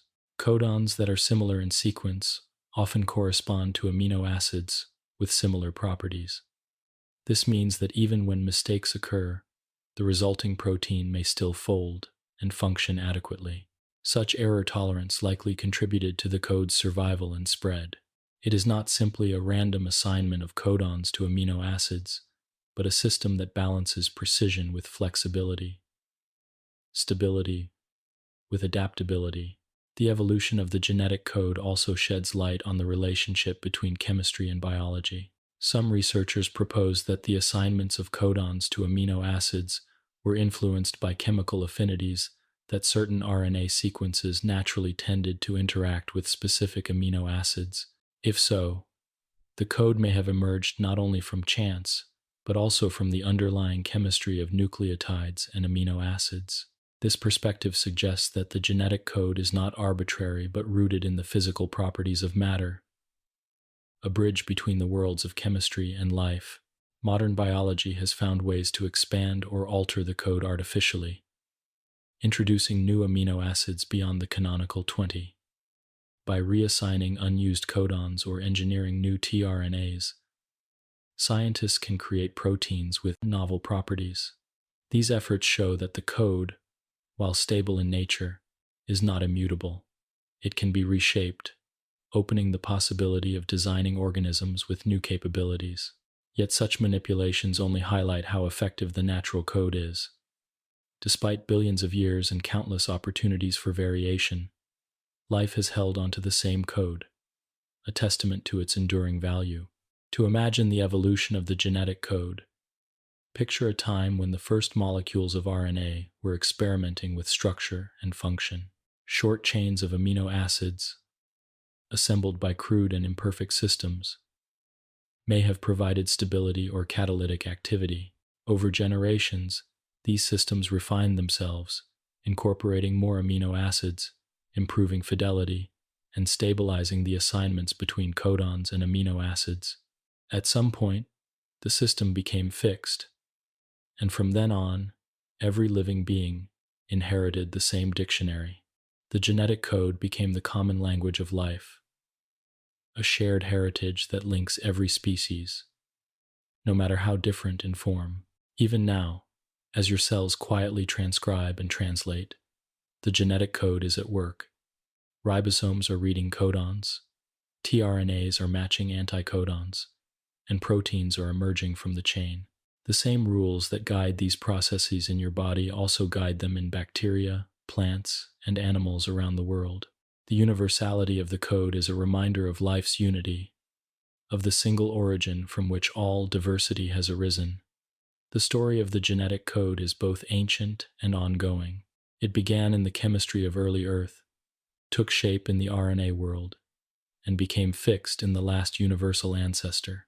It continues today in every cell, every moment, as proteins are built and life is sustained. It is a story of chance and necessity, of error and resilience, of chemistry transformed into biology. The genetic code is not only a system of translation, but also a monument to life's ingenuity, a simple yet powerful bridge between sequence and structure, information and action. 20. Life's blueprint and final reflections. As we reach the end of this journey through transcription, translation, and the making of proteins, it becomes clear that what we have been tracing is more than a sequence of steps. It is the story of life's blueprint, the flow of information from DNA to RNA to protein, and the way this flow is sustained, protected, and expressed. It is a story that begins with a simple alphabet of nucleotides and ends with the vast diversity of proteins that make up living beings. Every heartbeat, every thought, every breath is a continuation of this story, carried out silently within the cells of your body. The blueprint of life lies in DNA, the double helix coiled within the nucleus. DNA stores the instructions for every protein, written in a code that is both simple and universal. Yet DNA itself does not act. It is the archive, the enduring memory, the library of existence. For the instructions to come alive, they must be transcribed into RNA, the messenger that carries the code outward. This act of transcription is the first breath of expression, the moment when potential becomes activity. The RNA message, polished and protected through processing, travels to the ribosome, where translation transforms the language of nucleotides into the language of amino acids. In the ribosome, proteins take shape. Amino acids are linked one by one into chains, each sequence determined by the codons of RNA. Transfer RNAs serve as the adapters, ensuring accuracy by matching codons with the correct amino acids.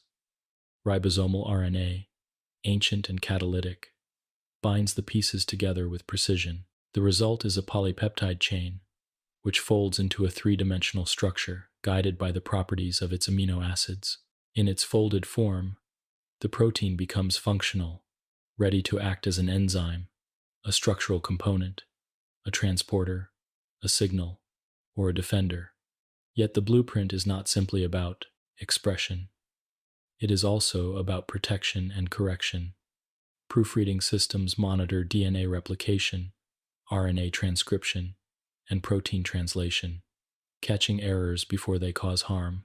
When mistakes escape, other systems degrade faulty molecules or refold misaligned proteins. These safeguards maintain the stability of the blueprint, ensuring that its instructions remain reliable. Still, not all errors are corrected, and some persist. Sometimes, these mistakes lead to disease, disrupting the delicate balance of the body. At other times, they introduce variation, providing the raw material for evolution. In this way, the blueprint is not rigid but dynamic, balancing accuracy with adaptability. Proteins, the end products of this process, are more than tools. They are the building blocks of life, forming the structures of cells and tissues, catalyzing the reactions of metabolism, carrying signals, transporting molecules, and defending the body. They are the engines of biology, tirelessly at work to sustain existence. Every moment, countless proteins are being made, used, and replaced. Their activity is the essence of life in motion, the living expression of the genetic blueprint. The universality of this process is one of its most profound features. The same genetic code, with only slight variations, is used by bacteria, plants, animals, and humans. This universality reflects a shared origin, a time when the code first emerged and became fixed in the last universal common ancestor of all life. From that ancestor, the blueprint spread across the earth, diversifying into the countless forms we see today. Yet despite this diversity, the underlying process remains the same. The genetic code is the common language of life, linking every organism in a shared heritage that spans billions of years. The elegance of the blueprint lies in its simplicity. 4 nucleotides form the alphabet, 3-letter codons form the words, and 20 amino acids form the vocabulary of proteins.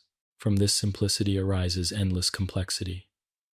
Proteins fold into structures of beauty and intricacy, carry out reactions with precision, and interact in networks of astonishing sophistication. The entire diversity of life, from the smallest microbe to the largest whale, is built on this foundation.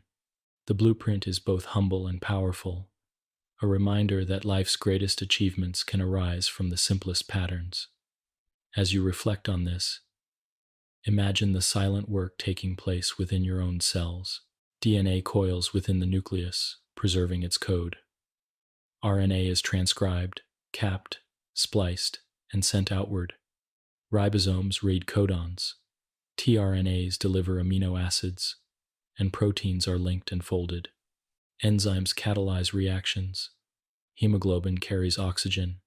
Antibodies guard against harm, and motor proteins move cargo along microscopic tracks. This activity is constant, yet you do not feel it. It unfolds quietly, sustaining you without asking for attention. The blueprint is at work in every cell, every moment, invisible but essential. The story of the genetic blueprint is also the story of resilience. Life does not demand perfection, but it does demand continuity. Errors are tolerated when they are harmless, corrected when they are harmful, and embraced when they bring new possibilities. The balance between fidelity and flexibility allows life to persist and evolve, adapting to new challenges while preserving its core. This balance is why life endures across time, through changing climates, shifting landscapes, and countless generations. In the end, the blueprint of life is not only a molecular process, but also a symbol. It represents the continuity of existence, the thread that connects all living beings. It shows how complexity arises from simplicity, how order emerges from chance, and how resilience is built from the interplay of precision and error. It is a story written in nucleotides and expressed in proteins, but it is also the story of growth, survival, and renewal. Even now, as you drift toward rest, the blueprint is active within you. Proteins are being built, cells are dividing, DNA is being copied and repaired. The rhythm of transcription and translation continues without pause, sustaining your body and carrying the legacy of life forward. It is a rhythm as old as the first cells, a rhythm that will continue as long as life endures. Quiet, constant, and enduring. The blueprint of life is the foundation upon which all existence is built. And so, in this final reflection, we return to the beginning, to the simple alphabet of nucleotides, the transcription into RNA, the translation into proteins, and the folding into form. From these steps arises the vast complexity of life. The blueprint is not locked in stone, but written in molecules, flexible yet stable, precise yet adaptable. It is the thread that ties all organisms together, the silent script that sustains every breath, every thought, and every heartbeat. It is, in essence, the story of life itself told in sequences of nucleotides, expressed in chains of amino acids, and lived out in the countless forms of being that share this world.